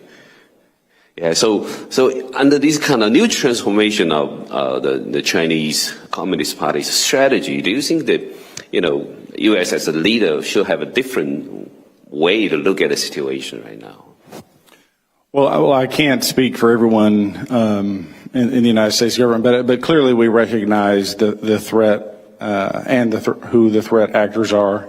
Anytime I'm speaking on the cyberspace, I clearly articulate that the greatest threat is China. Obviously, we have other adversaries. We have other black hat actors, whether it's a nation state or groups working on behalf of nation states. But at the end of the day, the adversary that I think we must be most prepared for, that we need to be most defending against in their future plans is China. But I think that's why conferences like this, countries communicating, and I could envision that this type of conference is taken to different countries. So you do the next one in Taiwan, and you do one in the UK, and you do one in France, as we're educating global leaders on the threats that a BYD or whatever corporation may pose to your local community. The data that they can collect and harvest, and not only is it just streets, because we can see streets from satellites, but if you have a vehicle with AI and cameras, they're also learning who's at the coffee shop at 10 a.m., who's buying a bagel at 10:15. They're seeing and they're learning these life patterns, which is significant when you're trying to undermine a nation from within, if you're looking for opportunities for espionage. And so these are all critical tools that again, knowledge is power. It always has been. But in this digital age, sometimes I think I see some of our adversaries like China collecting data. They don't necessarily how it may be helpful or useful in the future, but they want the data regardless. Yes. So finally, I want to see any particular legislation efforts from the U.S., from the Taiwan side to enhance education or enhance collaboration, or enhance communication. So wondering what's your vision for any additional legislation efforts? I think from legislative perspective in the United States, we have agencies and capabilities already in place. I think from a regulatory regime, we need to make sure CISA has the right tools and liabilities. So if they're working with an Amazon or a Microsoft or a healthcare corporation, that information can be shared back and forth without any sort of criminal or civil liability. I think that's something that a lot of the corporations in particular are concerned about. And then I think within our military apparatus, we have a lot of capabilities deployed throughout the U.S. military landscape, but making sure that those are communicating with one another so that in real time, again, getting back to those 0-day moments, you don't have days to figure it out, you've got hours. And if something starts at 7 a.m., you at best have until 7 p.m. to have a solution. And if the different agencies within a government aren't communicating, you have a problem. If the different countries across the world that may be affected aren't communicating, it's a problem. Go back to COVID, where you saw this virus that was beginning to spread. Initially, there wasn't great communication between nations, and it spread rapidly. It jumped to Italy, from Italy across Europe, from Europe across the pond to the United States. The question is, had there been earlier intervention? Had there been better communication? Each country was going to respond on its own accord, but again, that communication piece, those days or weeks that were lost, made a difference in the spread and how the virus was treated. I think that, although entirely different, it's in the healthcare space, is applicable to the cyber realm as well, where communication minutes matter. And currently, that is an advantage that China or any black hat actor has, is that lack of communication. Professor Lee, any particular legislator from Taiwan? In Taiwan, we just revised the second version of Cybersecurity Management Act. And in this act, actually we require even the private sector have to follow some regulation. And for example, if the company on the stock market, if there is any cybersecurity event, they have to make the announcement to the public. And also, we will require all the CI should be match a certain cybersecurity standard. And we also have a system to do the reporting, have a system to do the auditing, and try to enhance their cybersecurity level. But one thing, I think we still have a room to improve, because many company or a CI provider, especially for the telecommunication company, they always will use that it's about the personal data, and we cannot do the enough cybersecurity exam. I think we need to resolve this conflict. Sometimes the cybersecurity should be on the top priority, of course, under the certain requirement. And we try to protect the human right, but we think the national security also on the top priority. We need to serious to resolve this problem. Thank you so much, Professor Lee. And so we don't have much time left. And so finally, I want to say thank you for our three panelists. And I also want to say special thank you for Professor Lee Ha-Ming, who is also a senior expert on cybersecurity in Taiwan. He has been giving us advices. And please appreciate, convey our appreciation to him. And so maybe 10 or 15 seconds, final words for people in the front here. One last thing I'll mention is that there's a joke in Taiwan security community. Taiwan, we don't have much national resources, but we have tons of malware samples. So there are a lot of things that we can try to contribute. And I'm part of a nonprofit in Seattle. It's called Next Foundation. We help students land a job in states. We are observing that more Taiwanese students, they are coming to states to study cybersecurity fields. And they are actively got employed and then actively contributing to U.S. Cybersecurity industry. So I'm hoping in the future, if there is any fellowship program, exchange program between U.S.-Taiwan security communities or between the talents. I think that'll be very helpful for collaboration we just talked about today. Thank you. Thank you for putting this together and for the esteemed panelists. I think this is clearly, whether it's a strategic plan for a government or for a business, you identify your problems, right? And you identify what those solutions might be. Or if it's for market share, you identify what that solution and how you're going to get there. So we know what the problem is, we know what the threat is, we know what the security issues are, and now we know what the solutions can be. And so this is the first step in a process of moving our nations closer together to working on cyber threats and security as it faces the global landscape. And it's important that we understand that the threats that face the United States or face Taiwan is what faces South Central America, which faces Europe. And if we're not talking, we're losing. And I refuse to lose. Thank you. Professor Lee, your last comment? Okay. I totally agree with the congressman mentioned that cyber should be the most important things. And currently we can use AI, use advanced technology to protect the cybersecurities. And we try to protect Taiwan as a Taiwanese, protect our countries on our top priority. But Taiwan also know that our responsibility to the world. We have a very proud semiconductor industry. We know it's so important to the entire world.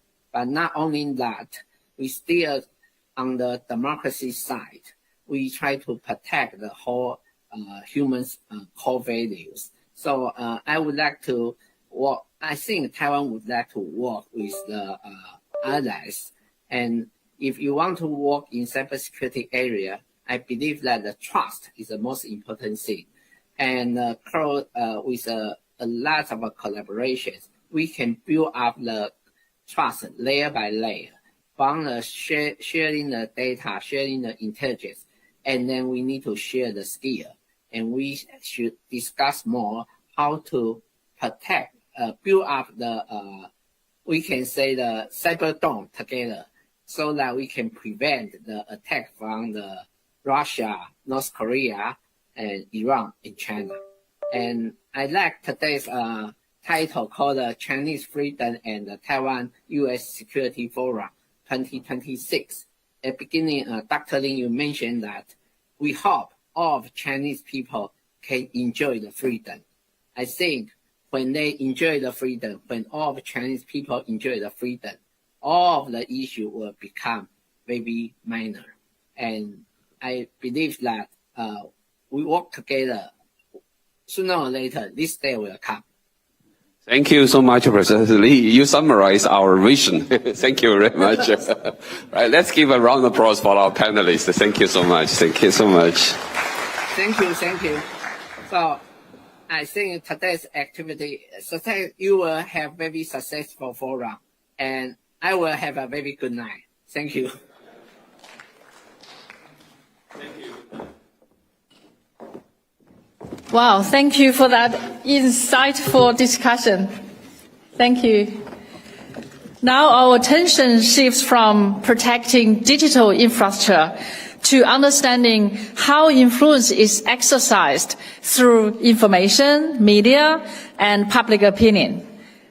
Our next discussion is titled Countering CCP Influence Operations, United Front Activities and Strategic Infiltration. So please welcome our moderator, David Zhang, social media influencer. Welcome, David.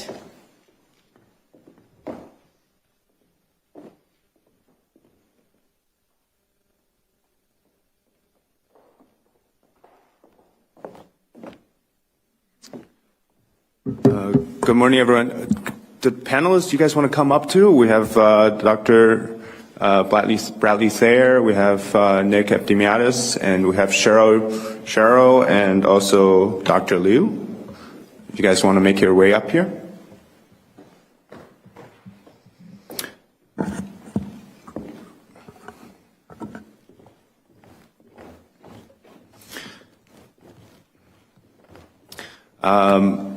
Good morning, everyone. So our session 2 is going to be on countering the CCP influence operations, United Front activities, as well as strategic infiltration. And it's my pleasure to moderate this panel today. I want to thank our distinguished panelists for joining us. When people think of competition between great powers, they often think of something like military force or economic pressure. But often, increasingly nowadays, we're seeing this taking place in the gray zone through influence operations, disinformation, cyber activities, economic coercion, and cognitive warfare.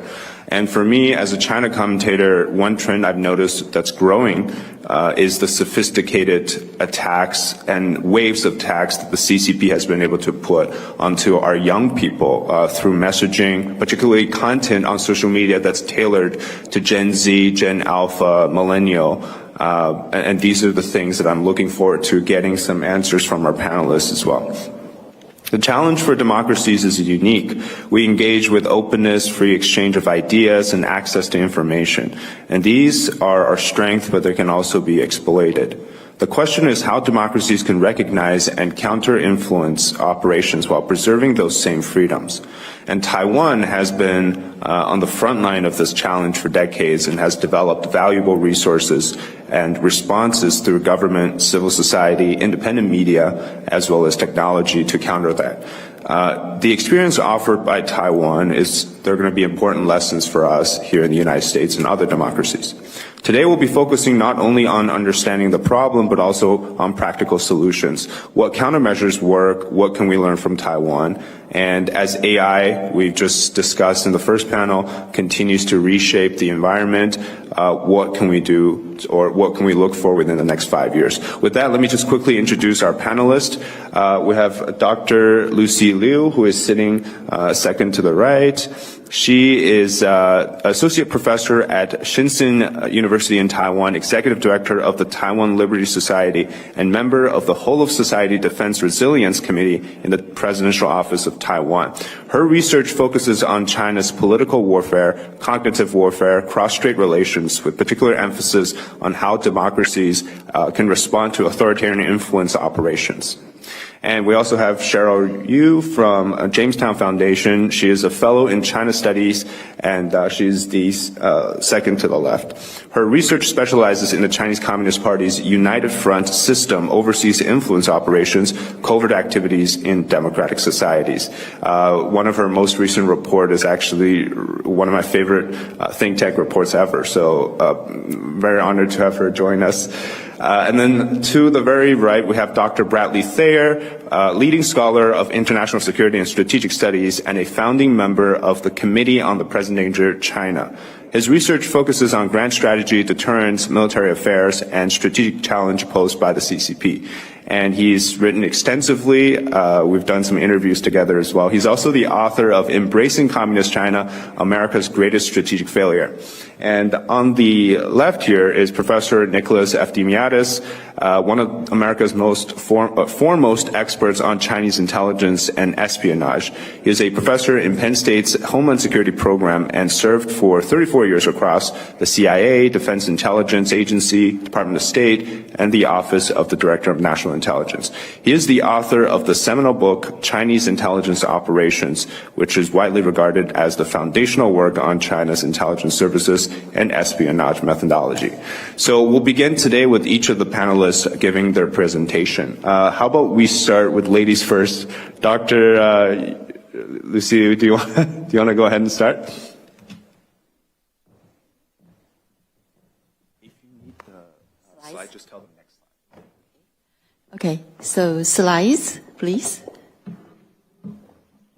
Okay. Okay, today I prepared the slides, so did you receive my slide? Could you show the slides? No? Okay. We should have it. We just need to put it up. Okay, so let me introduce myself. So I came from all the way from Taiwan to here, and I'm the associate professor in Shishi University. I'm in the communication college, and also I'm the the member of Whole of Society Defense Resilience Committee under our President Lai. So it's a new committee starting from 2024. We have done a lot on defending Taiwan in a whole of society approach. So anti-infiltration is the first step to build resilience. So that's why I was selected in this committee. And today I'm going to share something about the Chinese infiltration. I will show you the evidence. And so it will be more about the educational institution. So our research focuses on how CCP infiltrates grassroots organizations such as temples or village head to influence our election results. And moreover, because I'm in the communication college, so my research team also study how CCP is using TikTok to influence our youth.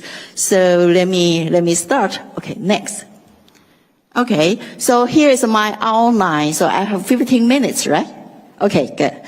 And so first, I will show you our academic research on the CCP infiltration of temples.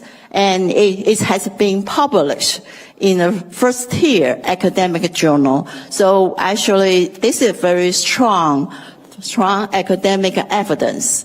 And also, the second thing is, CCP is evolving. So the new trend of the influence operations are a little bit different. So I'm talking about the new trend that they are using short video that everyone knows. And they also shape Taiwanese perceptions of the U.S., and that's a difference. So before you might think, okay, that's the China-Taiwan issue only. But no, now CCP is putting all the information warfare under a global context. So it's U.S., Taiwan, China in their narrative framework. Okay. And in the final part, I will talk about how to counter those infiltration. Okay, next. So Russia and China always work together. They learn from each other, but there is still something different. So Russia's cognitive warfare relies heavily on online misinformation, and CCP they emphasize more face-to-face engagements. So they try to build personal networks to our grassroots organizations. So this is the paper we published in Foreign Policy Analysis. It's in the name of Mazu, the use of religion by China to intervene in Taiwanese elections. Yes, our election somehow is stolen. Yeah.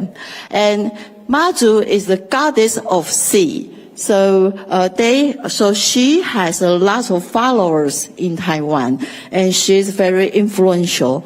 So the next. So here you see the map. It's the map of Kaohsiung City in South Taiwan. So temples, Mazu temples are like Christian church. So every community has its own church or temple, and the temple is locally rooted, and it's connected to your daily life in the community. So it has a lot of influence in your political attitude.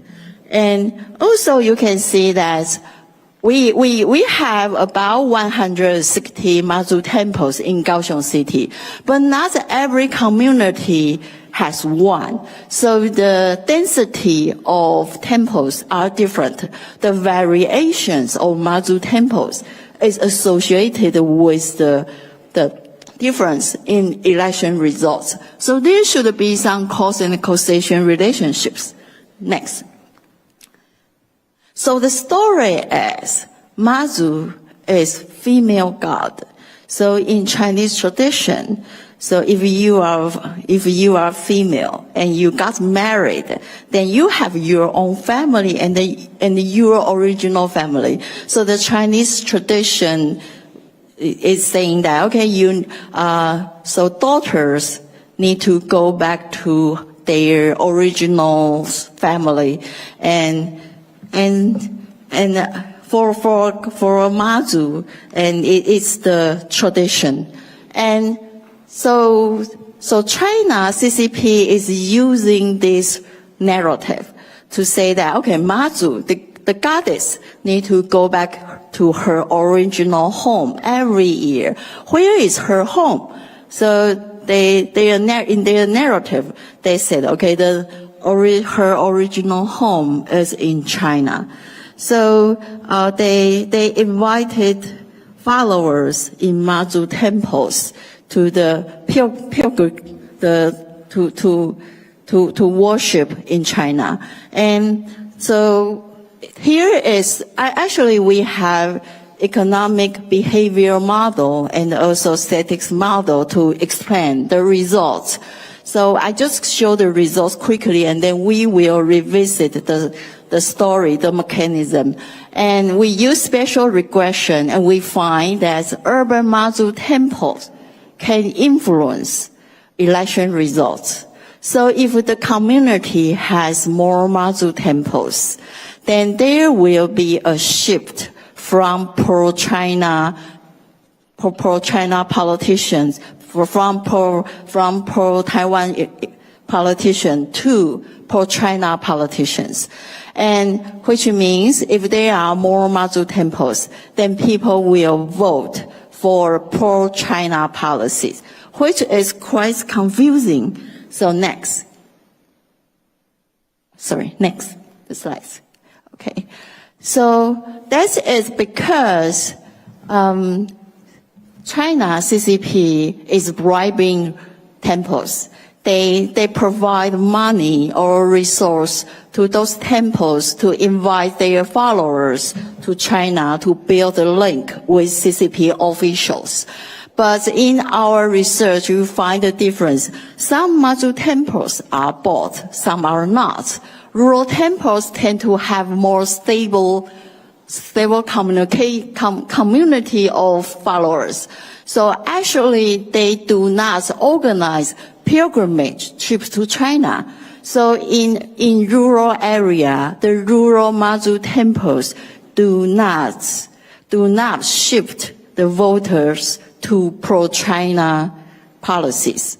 But for urban temples, then you can see that followers come to the pilgrimage trips to China, and then they are shifting to pro-China camp. And through these networks, you can see that it's beyond the money, it's beyond the financial incentives. So they try to send political messages through those networks they built with the Taiwanese followers. Okay, the next. Okay. So let's talk, that's the research we published 2 years ago. So 2 years later, we also observed some new trend of Chinese influence operations. So China's economy is going down. So they have budget constraints. So the physical contact actually spent a lot to sponsor the pilgrimage to China. Took a lot of money. So now CCP is more likely to rely on low cost online information manipulation. And also remember AI technology. So advance in AI technology actually reduce the cost of online information manipulation. So AI technology can start very large scale online misinformation operations and at a very low cost. And what you can see that TikTok, every young every young person is using TikTok, and CCP is shaping Taiwanese perception of the U.S. through those short form videos. And it's very interesting. So they know that Taiwan young students, they in their education, they know that, okay, CCP is bad. They know. So they try to convince the students on the other way.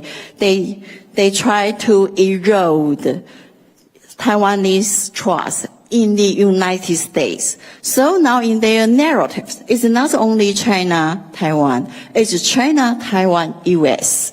And they put the information warfare under a broader global context. Okay, the next.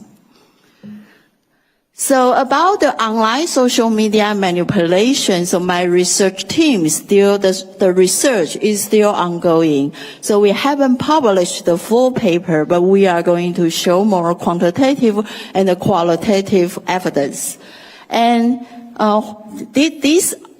so those are our findings. So if you are using Chinese social media platform, not only TikTok, but maybe Little Red Book or Weibo, and you use those Chinese social media platform more often, then you are more likely to be skeptical toward the United States. You don't need to love China. They just want you to untrust the United States. And also, if people are using those Chinese platforms more often, then they have greater identification with China. And the third, which is important. So in our research, the statistic regression shows that the influence is not limited to young people. Actually, middle-aged and old people are all influenced by those short video, and difference across age groups are not significant. So all age are influenced. So this is important. So if we want to confront those infiltration online, then we need a plan for young people. We also need our plan for middle age or old people. They also need to build their resistance to those online information manipulation. And the last, which is interesting. So if you have more confidence in democracy, actually it can mitigate the influence of Chinese social media information manipulation. So through our education, if we can emphasize, if we can reinforce people's confidence in democracy, then they will be more resilient, then they can resist those information manipulation. Okay, the next. So how to counter those new infiltration? And so about in the case of temples, if the temple has more resilient community, that people trust each other, and the temple doesn't need to get new money from CCP, then CCP has no way to infiltrate those temples. And same thing happened in the online. So to counter those online information manipulation, and the most effective strategy is not to defend. I would say that we need to go on the offensive. That doesn't mean that we need to ruin the platform. No, that means we need to bring out our own narrative. We need to tell our own story. We need to send credible, engaging, and positive content to the platform. And in communication studies, Scholars already found that people are tired of fact-checking. So you can see that fact-checking or correcting misinformation is almost ineffective. So we need to bring out our news story. We need to go on the offensive side. Okay, the next. And so we need to come to the battlefield of short-form video. We cannot see the short-form video space. We need to build our narrative using short video. But we should avoid Douyin or TikTok, because for those Chinese social media platform, the algorithm is still controlled by the CCP. So our efforts will be totally useless. So we need to avoid those Chinese platforms. We still have the other platforms, such as Instagram Reels and the YouTube Shorts.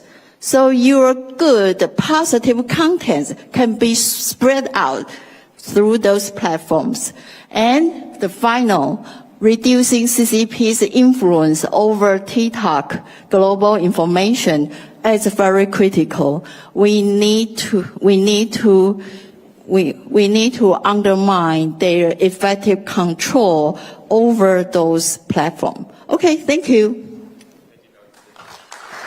Thank you, Dr. Liu. Should we just do ladies first? Cheryl, do you want to go next?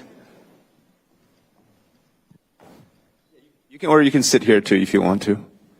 Never mind, I already stand up.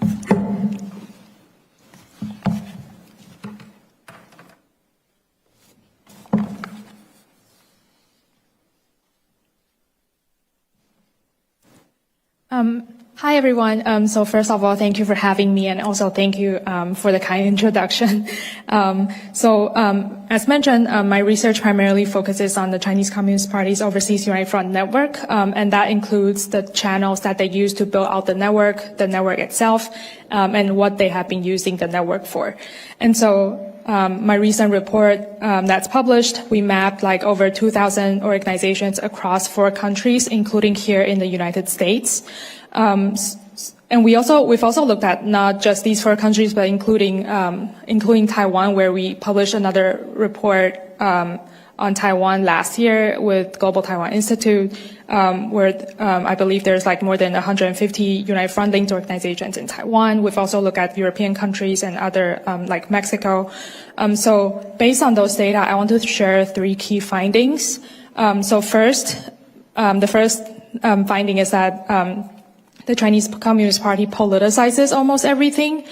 So in the report, we categorized the 2,000 plus organizations into 8 different categories, including identity-based organizations, business associations, business and trade related, cultural related, education related, there's also media and other types of professional organizations. And from those, you can see that the Chinese Communist Party basically touches on the organizations touches on almost every sector of the society, including those that democratic societies don't consider political. So for example, a Chinese restaurant association, they are also part of the United Front network. There are also like the education related stuff, business related stuff, cultural related stuff that we usually don't think should be political in democratic countries, like in Taiwan or in the United States. But to the Chinese Communist Party, everything is their political resources. So they use these kind of tools to build their relationship and to make sure that they'll be able to create this network where they will eventually be able to use them when they need to. So party-linked organizations often carry out activities that look benign, such as local-level exchanges, people-to-people exchanges, youth conversations, and economic activities, but they often have strong intentions behind them, which is to try and build up this network of its friends that can be activated when they need to. And the second point is that this type of influence is done through relationship building. And a lot of times these kind of like United Front activities and also relationship building events are not illegal.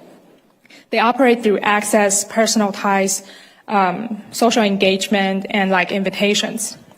And the way that the party built out this network usually start by identifying influential leadership, influential community leaders, influential organizations. And depending on the party's need at the time, they might target like specific group of people. So, say, for example, during Deng Xiaoping's time when he was pushing for the reform and opening up policies, they specifically mentioned the so-called upper class Chinese, the upper class overseas Chinese as their United Front target. And then during Jiang Zemin's, so the upper class Chinese, like they'll be able to, bring in investment, bring trade, bring their resources to the party.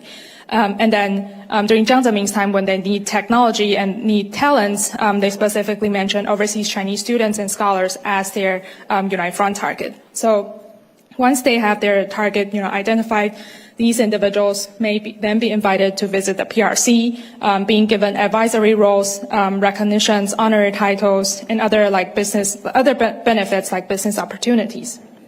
And this is also how we identify the United Front linked organizations. It's through looking at the leadership connections with the United Front system. So, for example, if a leader, say, for example, Zhang Qian in New York is like he was invited to the Chinese People's Political Consultative Conference, I think a few years ago, as their overseas delegate, we will come back and look at this person's connection with like the organization he is affiliated with in the United States. So if he's like affiliated with like 6 organizations, we will count these 6 organizations as part of the United Front linked. We will consider these 6 organizations as the United Front linked organizations. And so back to the relationship building point where when they are building relationship, it's not illegal. I want to mention the Chinese American Federation as an example. It's an organization based in Los Angeles. A lot of their leadership, including their chairman, multiple principals, board members, have been invited. Either they are like the Chinese People's Political Consultative Conference overseas delegate, or they might be the ACF-ROC, the All China Federation of Returned Overseas Chinese, like overseas council member, or they might be affiliated with the COEA, the Chinese Overseas Exchange Association or Friendship Association.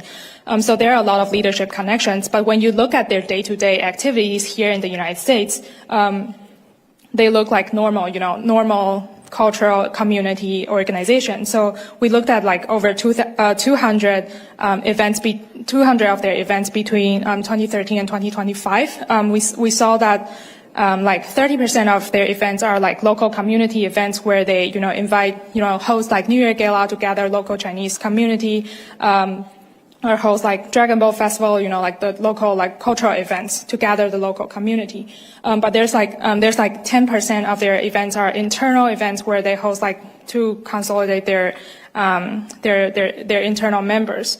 Like their board meetings. And there's 15% of their activities are connecting with the PRC. So like whether it's like hosting United Front officials when they're in the United States, or them having a delegation to the PRC for travel, for other stuff. And there's another 30% is like the U.S. impact. I call it U.S. impact activities where this organization try to expand their reach within the U.S. community, which is to like say host another cultural event where they like say host a marathon with the local Los Angeles Police Department. So from those activities, you can see that whether it's the CCP building activities with this building relationship with this organization, or when this organization is building relationship with the local community, the things that they do are technically not illegal, at least during their relationship building point. So that is why it is very effective for the party, and why this is so hard for democratic societies to deal with. The third point I want to make is that once this relationship building like this, once this network is built, now they have this network that they can activate when they need to. And so after this like years of relationship building, the party effectively has this infrastructure of people and individuals and organizations overseas that can be activated when they need to. So with this network in place, it's like currently the data that we have is like over 1,000 United Front linked organizations in the United States, more 150 plus in Taiwan and elsewhere. the party has this ability to make requests. So this network, the same network, has been used for a lot of things that we saw. So for example, we saw that they have been using this same network for narrative shaping. They have been using this network for intelligence gathering. They have been using this network for emergency mobilization, government influence, transnational repression, technology transfer, espionage, talent recruitment. So there are a lot of different things that the party needs, and this same network of their resources and people, that this infrastructure they have can be directed to do things when the party needs them to. And so I'm going to just briefly share two examples. So the first one is narrative shaping. So United Front networks are often used by Beijing to amplify the party's preferred narratives through local actors. And because these messages comes from community organizations or local leaders rather than directly from the state, they can appear locally generated and legitimate rather than state directed, right? So for example, we have seen mobilization against Taiwanese officials passing through the United States. For like the CAF, the Chinese American Federation that I just mentioned, although generally like they are hosting the New Year Gala and like Dragon Boat Festival kind of event, but at the time that the Taiwanese officials passing through the United States, they were asked, they would like put out statements saying that they are opposed to it, they are against it, and sometimes they might directly fly to the location to protest against those, against President Lai's visit when he was like the vice president of Taiwan. And this CAF has also protested against Hong Kong protests during 2019, 2020. There's a lot of different things like that. Say during Speaker Pelosi's visit to Taiwan, there's a lot of local United Front linked organizations protesting or putting out statements against it. And those statements are being used to lobby local politicians and representatives. And so when these activities are being carried out by local actors, they can give the impression that they represent the views of the local community instead of coming from the state. So this allows the party's narrative to circulate among democratic debates as if it were locally generated views. Another example I want to share is about emergency mobilization. I think during COVID, it was a very successful example when the party used this overseas network at scale to mobilize over the overseas community and individuals, not just organizations, but also overseas Chinese-related United Front linked companies also participated in that. So I think back in 2020, in March, when I started to realize that, oh, we should get masks, we should get this and that. But it's too late already, because when I visited the local CVS, the masks are already gone. It's already gone. Because 2 months ahead, in late January 2020, the Chinese Communist Party's United Front system already mobilized the overseas network to ship things back to the PRC. So one concrete example, on January 26, 2020, the Zhejiang FROC, the Federation Return Overseas Chinese, Wenzhou United Front Work Department, and also Federation of Return Overseas Chinese, they put out an initiative directly stating that the party needs help. So asking the overseas Chinese community to mobilize them to make sure that they ship their things back. And within 2 or 3 days, most of the organizations and individuals are able to, gather the resources and make sure that they, mobilize their contact locally, to make sure that they can ship things back to the PRC. Including, say, the U.S. Zhejiang General Chamber of Commerce, the U.S. Zhejiang Commerce and Culture Association, where they said they are shipping things back because they are responding to the party's need. I understand that there are people that are really want to help their family back home, and which is totally understandable. But the party at the same time has been mobilizing the same network at scale to make sure that they get what they need during this emergency time. And so I think these examples show how this United Front network is not passive. It functions as infrastructure that can be mobilized quickly when the party needs them to. So I want to conclude with one thing that the democratic states can do, which is to make sure that things are transparent. I think at the federal level, make sure that FARA is enforced. At the state level, states should have their own because currently the federal level FARA doesn't regulate states. And for Taiwan, I think it would be nice to have something similar to make sure that foreign agents are registered. I know things are complicated in Taiwan at the moment, but I think that's the very least that government should do, which is to make sure that officials, current and former, military personnel, current and former, should register if they are interacting with any Unite Front linked system and agencies. So I think for democratic states, most effective response is to make sure that infrastructure of this infrastructure of people and organizations should be visible as early as possible so that the party doesn't take advantage of the openness of democratic society. Thank you.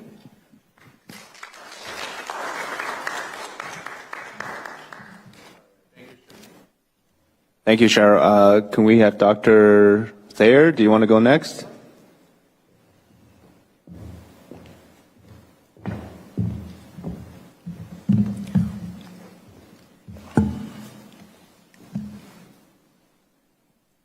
Well, David, thank you very much indeed for the introduction, and thanks very much to Sean as well and the organizers of this very important gathering for giving us the opportunity to address these extremely important topics.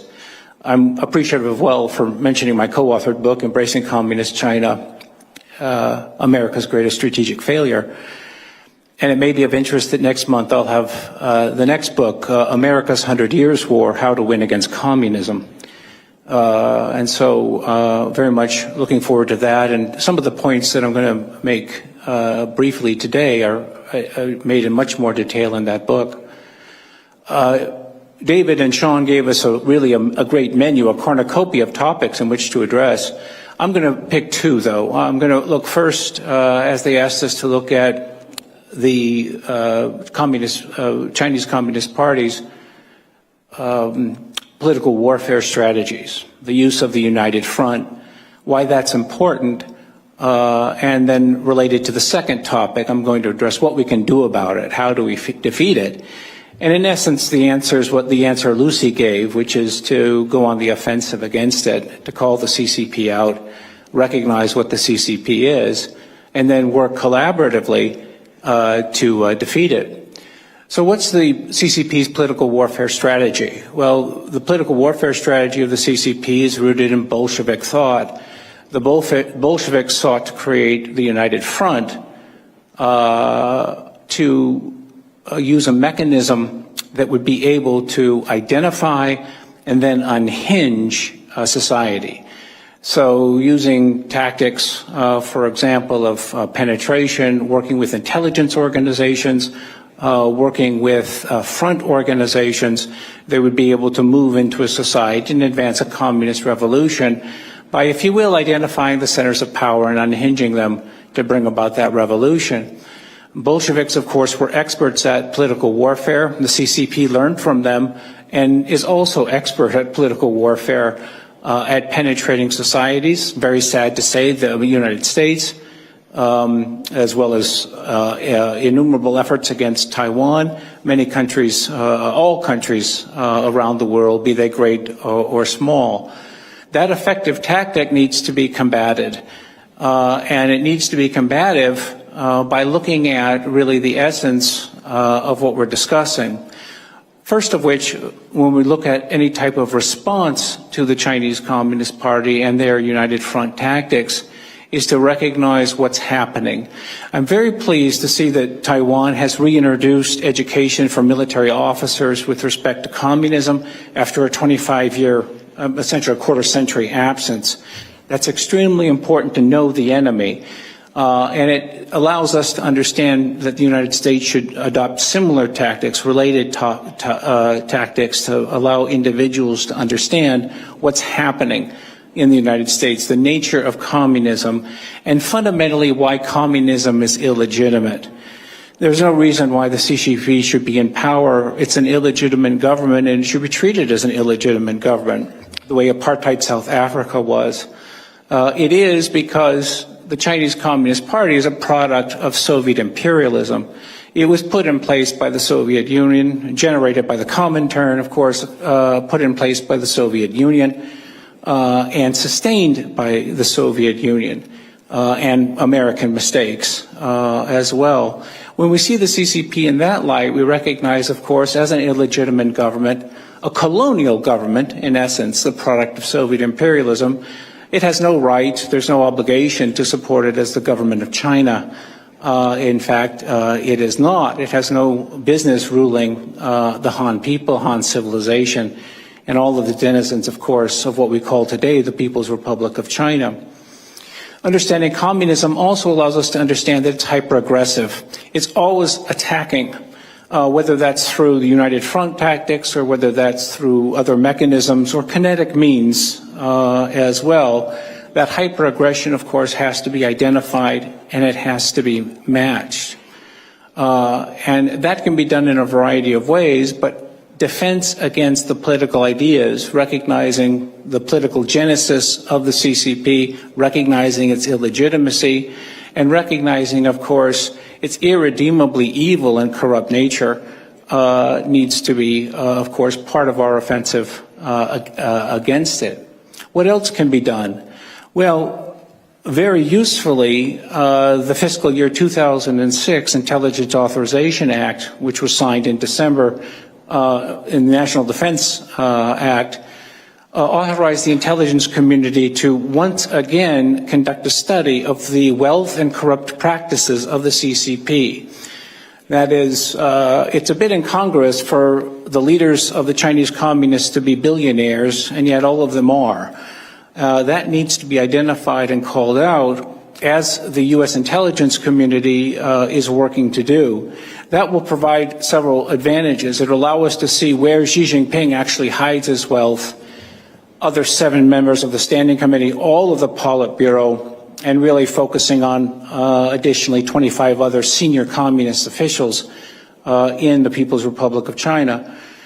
That allows us to see where they've hidden their wealth. That allows us to see through, obviously, many organizations, fronts, layers, family members, etc. And it allows us to understand for all audiences worldwide the true nature of the Chinese Communist Party, as well as, of course, the Chinese people to see that and to be able to recognize the nature of their leaders. What else can be done? Many other tactics can be employed, and many other arguments should be advanced to provide that the appropriate response. Perhaps just limited by time, second big element that should be done would be to educate the world, that is again all global audiences, about the nature of Taiwan, the importance of Taiwan in international politics, the importance of Taiwan in a relationship increasingly combative with the People's Republic of China. That Taiwan matters for 3 major reasons. The first of which, of course, is the economic one, which gets a lot of attention. Obviously, in terms of chip production, in terms of the other mechanisms, the other industries, of course, that your president has emphasized in terms of development, including AI and advanced communications. The economic component is absolutely essential. If we were to lose Taiwan in a kinetic attack or through subterfuge, other forms of political warfare directed against Taiwan, the world would be in depression. Secondly, Taiwan matters because of its geostrategic space. It's located in a very valuable area of the world, the first island chain, but extremely important for, if you will, serving as the cork in the bottle against the People's Republic of China's People's Liberation Army Navy and other efforts of the PRC to expand its power and to subvert countries in the region. Thirdly, and perhaps most significantly, Taiwan matters because of its political history, because of what it means in political warfare. Taiwan matters because it shows what China should be.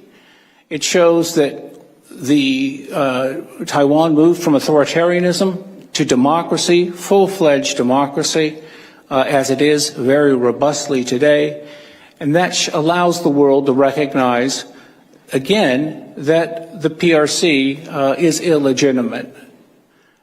The Han civilization is absolutely compatible with democracy. The Chinese people are absolutely compatible with democracy.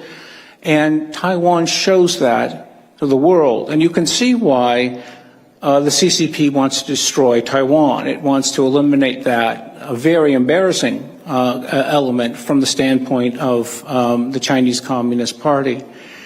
So for economic reasons, for geostrategic reasons, for political reasons, Taiwan is absolutely significant.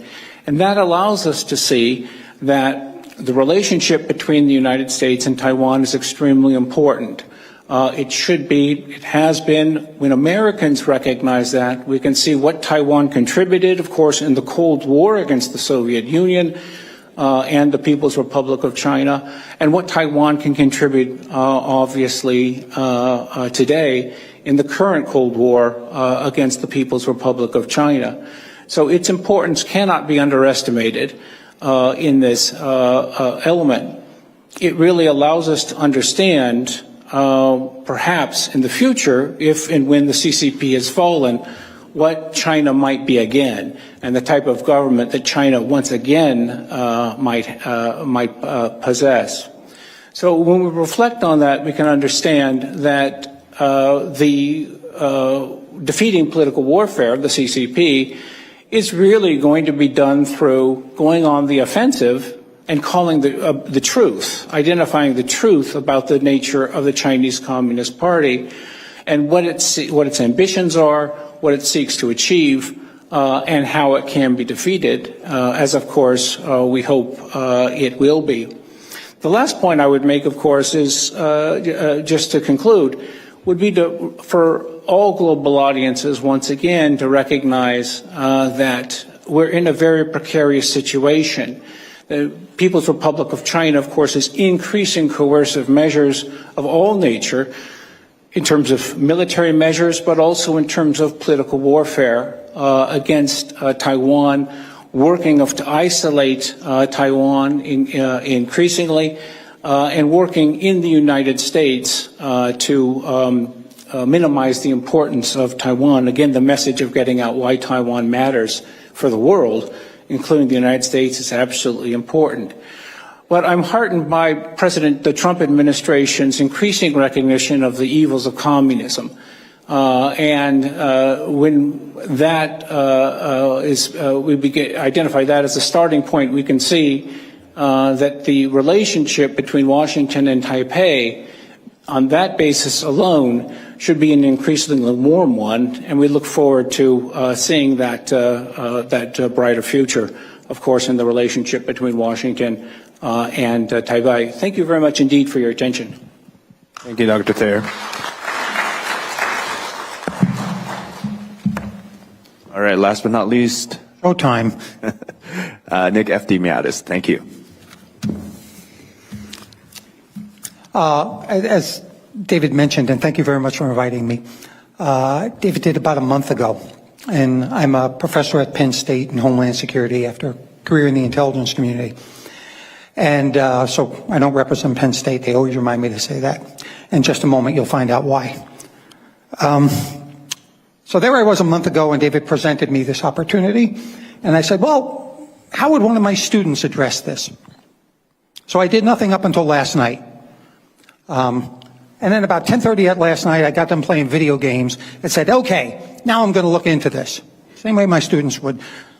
So, of course, I went online and looked at AI, as my students would. And I said, what does Nick F. Miatis have to say about CCP political warfare?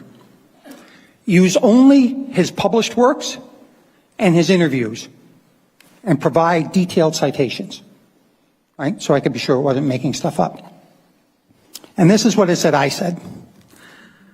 Nicholas F. Miatis describes the Chinese Communist Party's political warfare as a whole-of-society, intelligence-driven campaign that blends espionage, covert influence, technology acquisition, and psychological operations to shape foreign decision-making in favor of Beijing.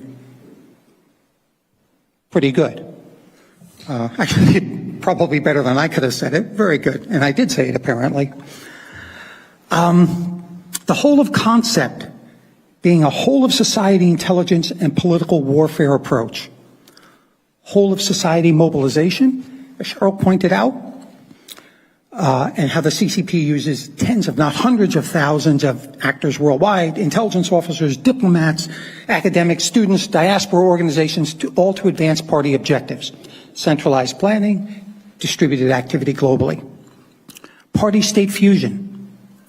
There's no clear boundary between state, party, and ostensibly private entities. All can be tasked to support political warfare, including information operations, narrative shaping, and pressure on foreign elites. All this is integrated with national strategy.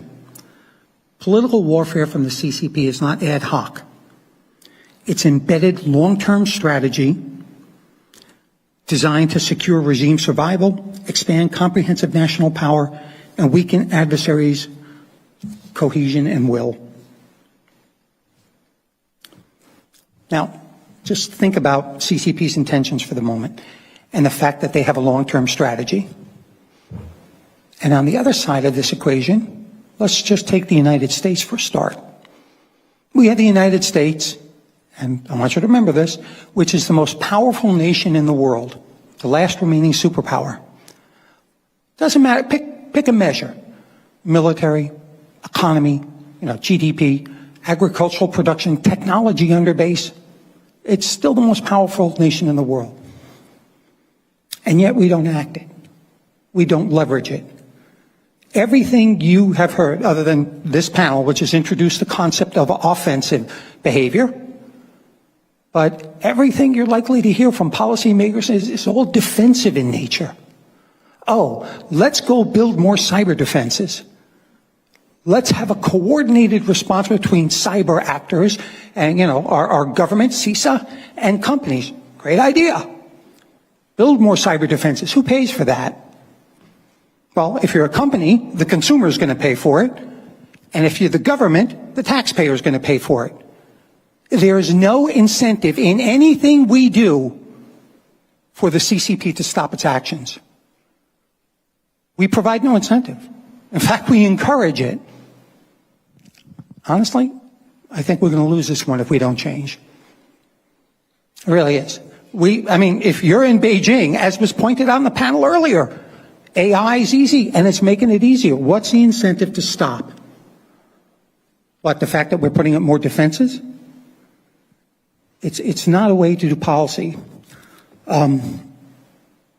So we need to kind of look at the CCP's strategic objectives, which I frame them as protect regime survival and the CCP monopolies on power, secure economic and technological advantages over rivals, shape global norms to be more accommodating of an authoritarian governance.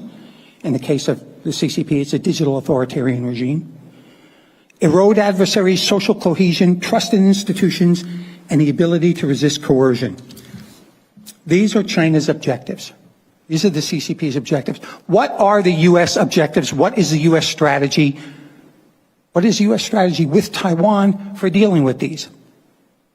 I defy anyone to give me an answer, right? Because I've said that to senior U.S. policy officials, and I've said that asked that to members of Congress, and you get a deer in the headlights because nobody knows.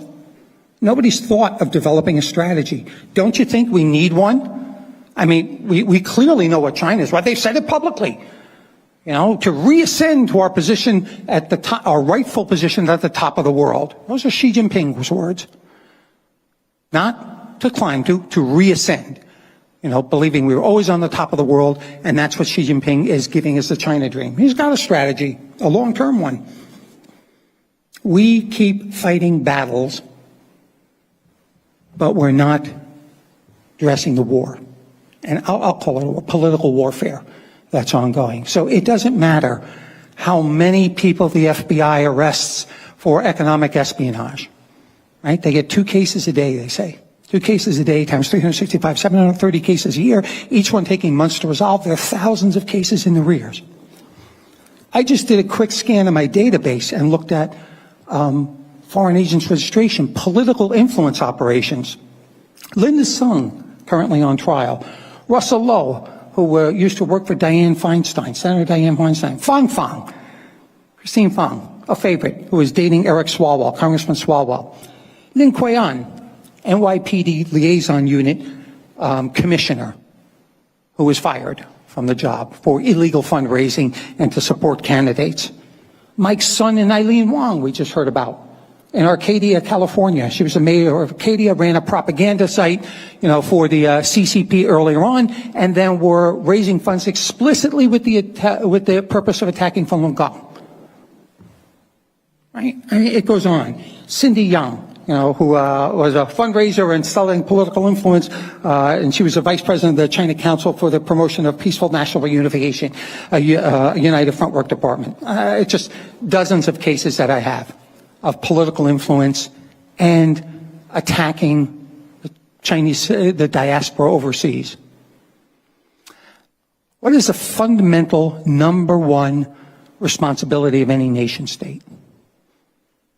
Protecting its people, right?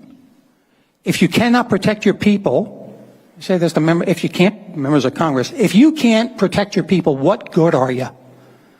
It's just the foremost responsibility. And yet we have people physically under attack in this country. We have people cyber attacked. The Ministry of Public Security First Bureau, their political bureau basically, their first bureau, they run in the order of, Facebook alone kicks off 50,000 of the websites per year that they set up. 50,000 a year, and that's Facebook, not even including what's on X. Right? Absolutely rampant on this. So, discussed a little on what they do, discussed a little on what their objectives are, and what political warfare is in the CCP eyes, discussed what we're not doing or doing incorrectly.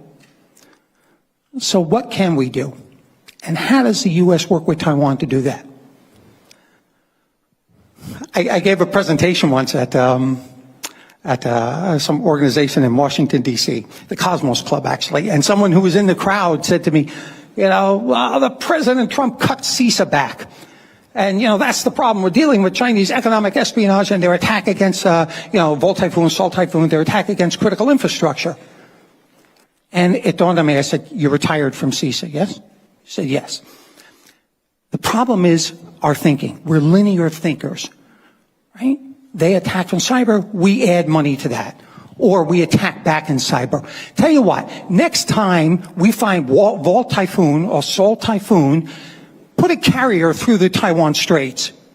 So you know what, we're going to put a couple of carrier battle groups and sail them slowly through the Taiwan Straits. Let's see Xi Jinping hold on to power when everyone starts screaming about this an American carrier offshore. Next time they start doing exercises outside of Taiwan, let's go do exercises on the east coast of Taiwan. Oh, you still want to do that? Tell you what, you want to do cyber attacks against us and steal our treasury? Not a problem. We're going to kick state-owned enterprises off the U.S. stock exchange. That's it. You get no more. 40% of China's GDP. They say it's half that of the U.S. 40% is investment. Is investment going into it. It's a false figure. It's like a third of that. And you know where that investment comes from? That all comes from us. That comes from everyone from the outside. So tell you what, you want to go attack cyber? Not a problem. We'll kick you off the U.S. stock exchange and ask the Brits to do the same thing and ask Japan to do the same thing on the Nikkei exchange. You want to steal from us, from our research institutions? Not a problem. You'll never publish anything in the West again. You'll never travel to the West. See how you do locked up inside China. Oh, you want to fly on a carrier? No. Same thing that we do with terrorism or suspected terrorists. You don't get on a carrier, on an air carrier anywhere. We, again, go back to the first statement. The U.S. is the most powerful nation in the world. And we don't have to play, we don't have to give a reason. We can give China the same reasons for our actions that they give us. No, and we're not going to address it. What do you mean you're going to build something in the South China Sea? Well, we don't like your attitude, which is what Xi Jinping said to Biden when President Biden brought up fentanyl. We're not going to change until America's attitude doesn't change. So guess what? Next time they run exercises by Taiwan, we start building in the South China Sea. And they say, you can't do that. Yeah, actually we can. The United Nations says we can. You haven't done any, they say it's not yours, so we're going to do it. And we're not going to stop until your attitude changes. Period. You have no evidence. We don't need evidence. We're a sovereign nation. Any evidence we have, we'll keep to ourselves. So, things aren't going to change until the U.S. starts acting like the global power that it is, starts standing up for itself, and starts exercising itself globally. And we need to treat China and the CCP in the same way they are treating the world. Nothing's going to happen until you hold at risk that which they value. And in the case of the CCP, it's power. Okay, so until we collectively do something that affects their hold on, or that threatens their hold on power, there's no reason for them to stop. There's no incentive for them to stop. Well, what, we're going to say it's the sense of the Congress. We're going to draw up a congressional resolution. Is that the answer?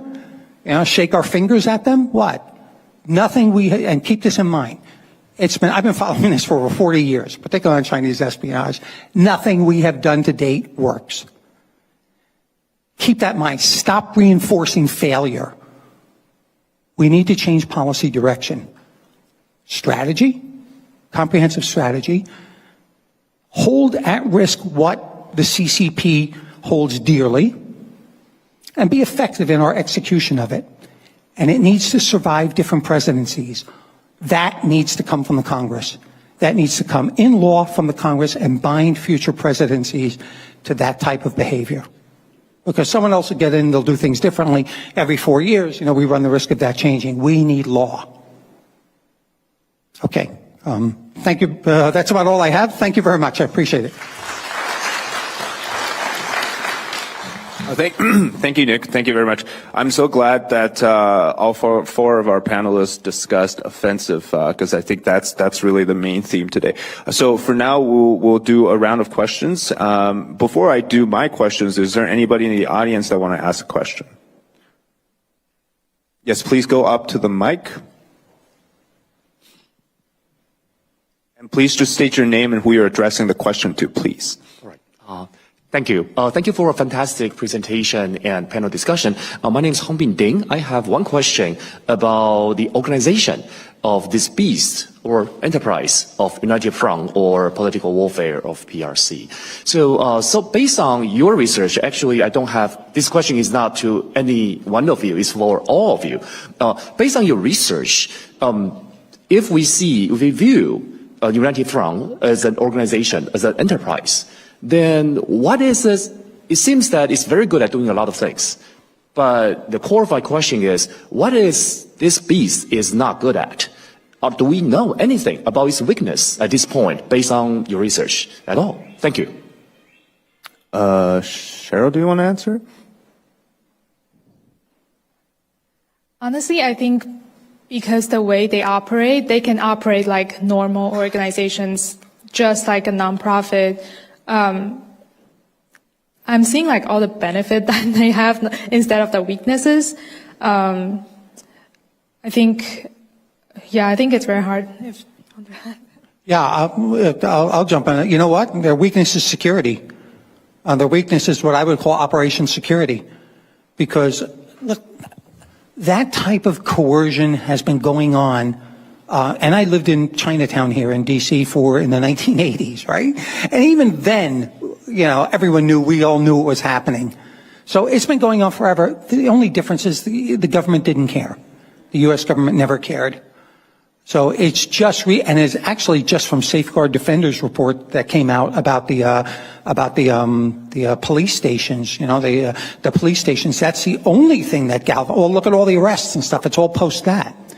So that's the only thing that's here. But what you do find is that they're pretty terrible in their Operation Security. So, if they're vulnerable, and that only makes them vulnerable at a lower level, operatives, it is there.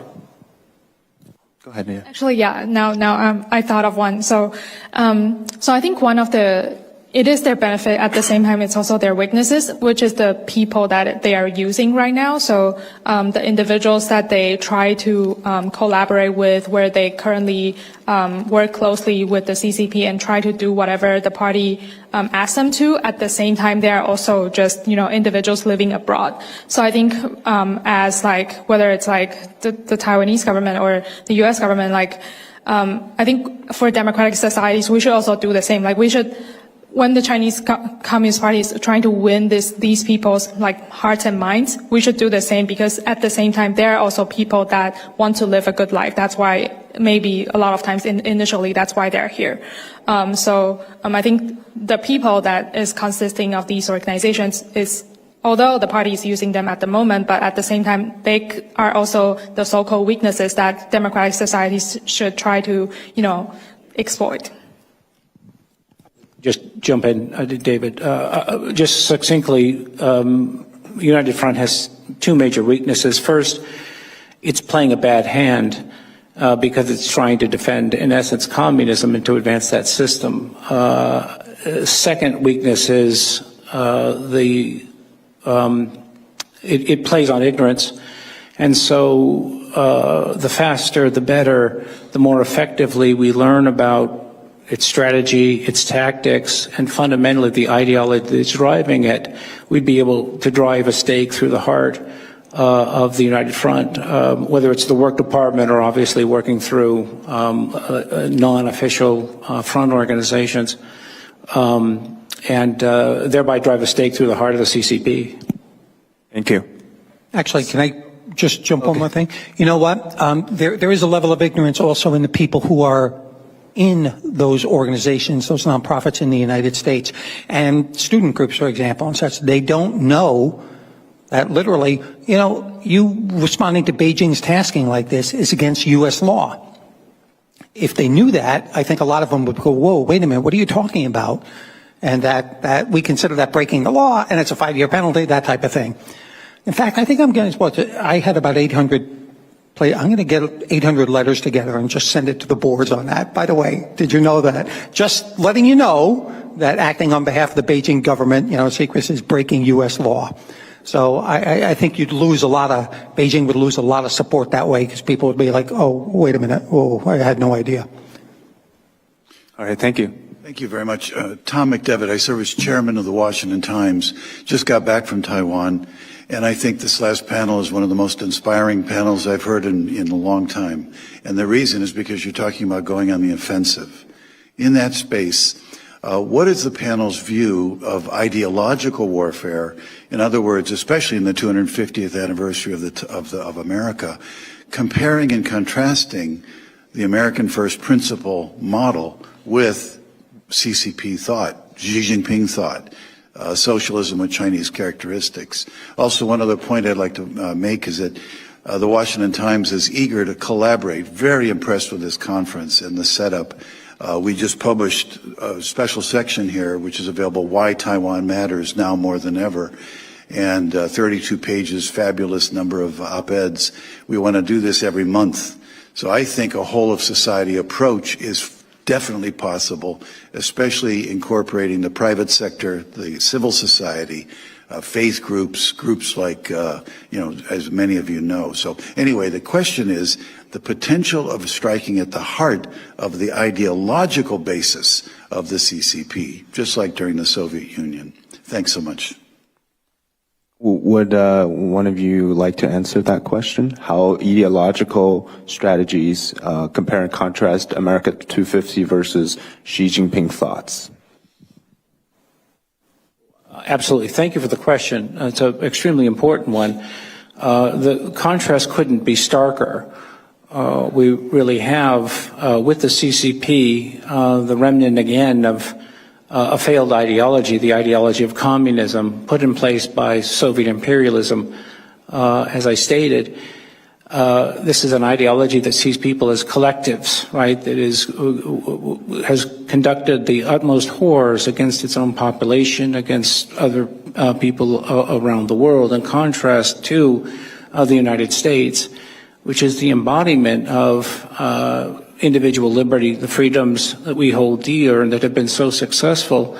at making the United States. Nick talked about us, of course, as a superpower. There's no doubt that we are in every respect, the economic, the military, but it must be appreciated as well, the political, too. The ideology that we have is an ideology that attracts people, that has allowed individuals to fulfill their lives as no other country has around the world. So it's a painful irony that although we're the best at it, again, as Nick suggested, we're not using it, right? We're not using all of the mechanisms that we should. And I'd encourage individuals to do so. Final point would be President Trump is beginning to move in that direction, I think, with his attention to communism that he's stated since his address at the Family and Faith Coalition on June 26th.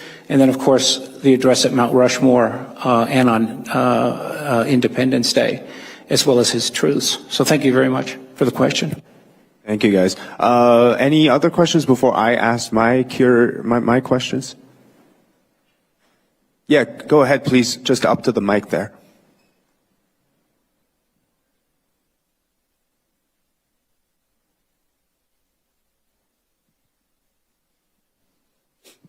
Thank you very much for that wonderful conference. It was very insightful to hear your different perspectives. My name is Jared Jeter from New Lines Institute. I'm a Taiwan scholar. I recently just returned from Taiwan after 3 years. I did my master's there. And I wanted to ask Dr. Thayer in particular about your perception and your opinion on the nomenclature of how we define China's ideology and how it relates to our own understanding. And the reason why I ask is because after having lived in Taiwan, they have a sort of a welfare state and communal social structure that our current administration itself tends to define as communism, the type of thing that the Taiwanese social structure tends to advocate for, strong family bonds, universal types of like healthcare and education rights. These are things that our current president defines as communism itself. And given that China operates on a sort of oligarchic Bolshevik dictatorship and its economy tends to operate on a sort of mandated state capitalism, I'm wondering if in your perception, if the term communism needs to be better filtered or better refined and defined when talking about these type of things so that the American audience can understand what we're actually talking about as opposed to what either the Chinese or American administrations are talking about, which tend to be different things. Certainly, and absolutely. We do need to have clarity in definitions with respect to that. I'm reluctant to use communism as a terminology. I prefer Leninism when we understand what Lenin generated and what Bolshevik thought generated, then we're able to understand the CCP extremely well, and we're able to understand the differences between the tyranny of the CCP and the freedoms that we have in the United States and the need to defend that. And so from that point of view, we're going to be able to recognize that when we see that stark differences, it's not an amorphous communism, it's the thought of Lenin and the Bolsheviks and how that disseminated. We're able to see, I think, with greater clarity, the differences between the two systems. Thank you. All right. Yeah, go ahead. Hi, I'm Janice Choi. My question is, George Hong works for the United Front, and his daughter, Nicole Hong, is a current journalist for New York Times, and she co-authored more than 10 articles attacking Shenyang Performing Arts, and without disclosing the ties. And not only the ties with her father, but also the ties of the subject that she reported that have a direct link to the Beijing Dance Academy. And then when Nicole Hong was at Wall Street Journal, she co-authored about 10 articles that lead to, Trump's the hush money and then eventually litigation. So I would like to hear from you, how could we go a step further to unmask, the infiltration of United Front activities on American soil, which may be directly or indirectly, and maybe in multiple forms, from legal affairs to using media as a lawfare? Nick, you want to take that? Oh, there are many dimensions to what you're suggesting. And take, for example, the physical attacks that we've seen against Falun Gong and slashing tires and, threats, phone call threats. In U.S. definitions, that's terrorism, right? Treat it like it's terrorism for a start. So make it known that you're treating it like terrorism. The first time you arrest someone for, slashing tires or for threatening people and they were threatening to put a bomb, first time you arrest them for terroristic threats, that's going to send a message. Lots of people are going to go, I'm not picking up that phone. I don't care what Beijing wants. I'm not picking up that phone. So again, some of this, and I love to get this woven into cohesive strategy, but some of this is on the part of the government caring enough to, and, the victims working with the government closely enough, right, to be able to provide the data so that we can move this to getting arrests.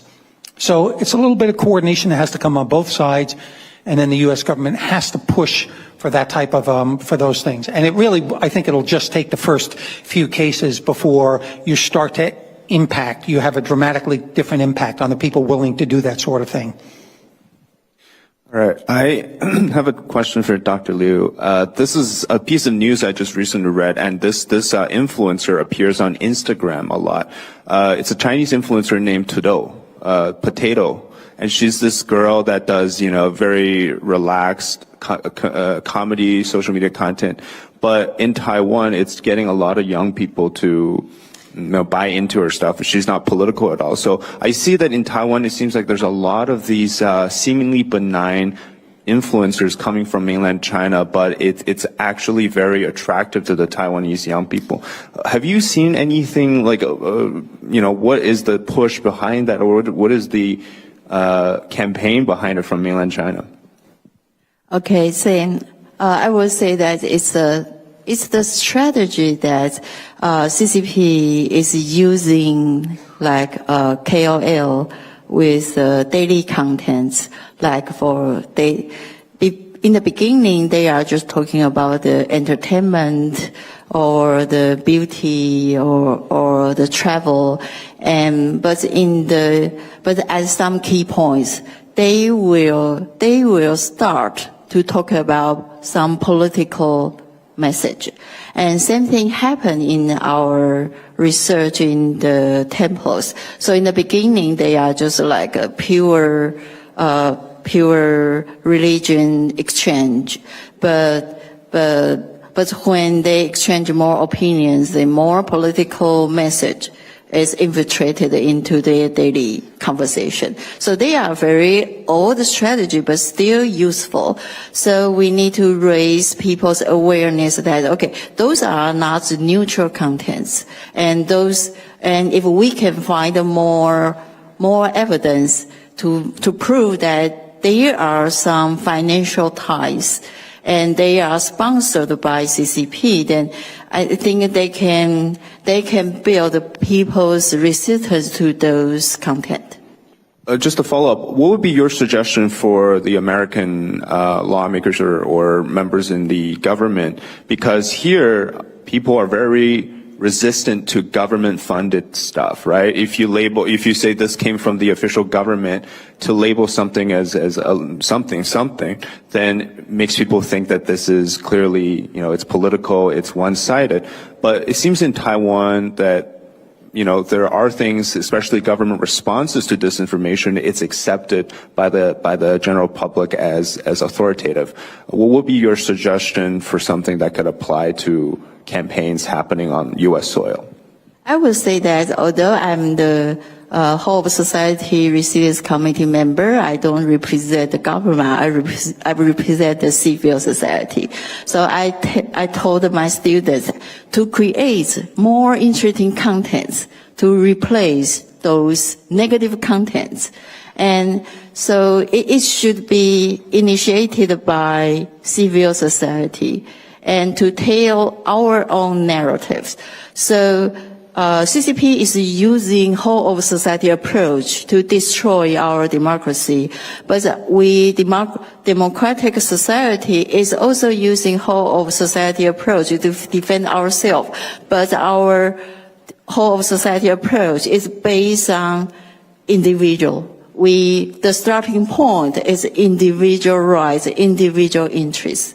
I would say that. So the YouTube has a very good policy. So if they found the channel is sponsored by government, it will put a sign, a signal. And so usually you can see some channels said, okay, it is sponsored by CCP. I think that's very good.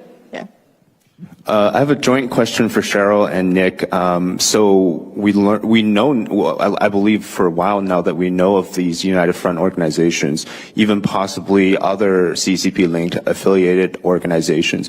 What's been the response from governments, agencies like the FBI are they building these cases for some sort of a long-term, catch them all at once kind of thing, or is there not anything going on to resolve that in that space?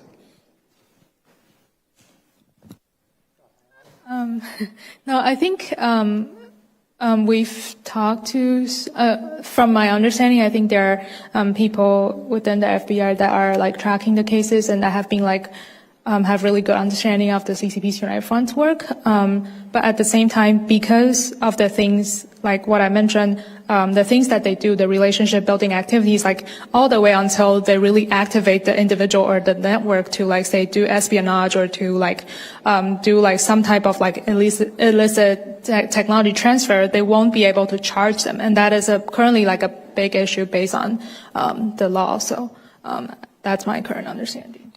Yeah, I mean, the FBI is just not that organized. And I don't mean that in a negative sense. It's a bureaucracy like any other. In fact, they say the B in FBI stands for bureaucracy. But they're not led with a strategic direction that this is what we're going to do, guys. They just don't, because I've spoken to agents and they said, well, why don't you do this, this, this? And they're just doing cases. As far as they're concerned, it's an issue of cases. What's in my area? Well, do you know of anything in our area, Nick, that we should be looking at? Yeah, but that's not the point. The point is, if you don't affect this at a strategic level, it's just taking up your time. So that's the problem set that we sit on. One of our panelists in the afternoon, I don't know if General Stowell is here, but he once mentioned to me how there needs to be the counter disinformation campaign against China, where you take what to discredit them, because we've been talking a lot about the offense and also ideological stuff. Dr. Thayer, is there any chance of the United States ever forming something like, quote unquote, a propaganda department or a discredit sort of apparatus against communist China? Or would there be anything in the works that could look something like that? Well, certainly, David, we did this in the past very effectively. In our wars that we fought, we did that throughout our wars, beginning with the British, World War I, World War II, and the Cold War. We did it supremely effectively because it was organized, as Nick has stressed, right? This has to be organized.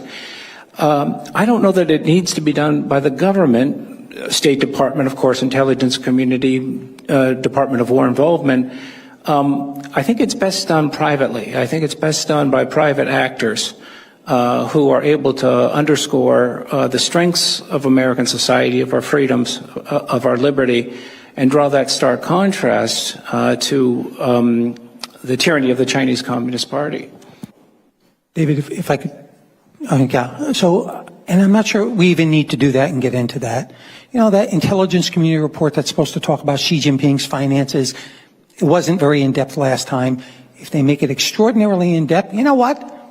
Have the embassy deliver it to Xi Jinping and say, you put out one more piece of propaganda and we release this publicly, period. And do that with all the members of the Politburo. That's all you have to do. And, get them to stop. Hold what they hold dearly, hold that at risk.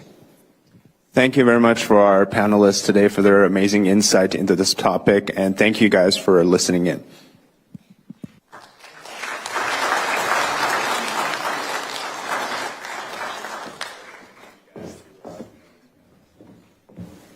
Thank you, David. Thank you for our panelists. And thanks for our audience. Really good question from here. Now, it's lunchtime. The lunchbox is served in the foyer on the desk, so everyone take one bag. We will be back at 12:40 sharp. There's two rooms in the foyer, 268, 217. There's chairs there, and you probably can grab your lunch box and you can sit in that room. So in the afternoon, the session will start 12:40. 我们今天的 session 就到这儿了。每个朋友，我们为你准备了午餐的盒子在外面，在就是刚才你们进来的地方。12:40我们会回到这儿，所以请大家不要迟到。Thank you and see you later.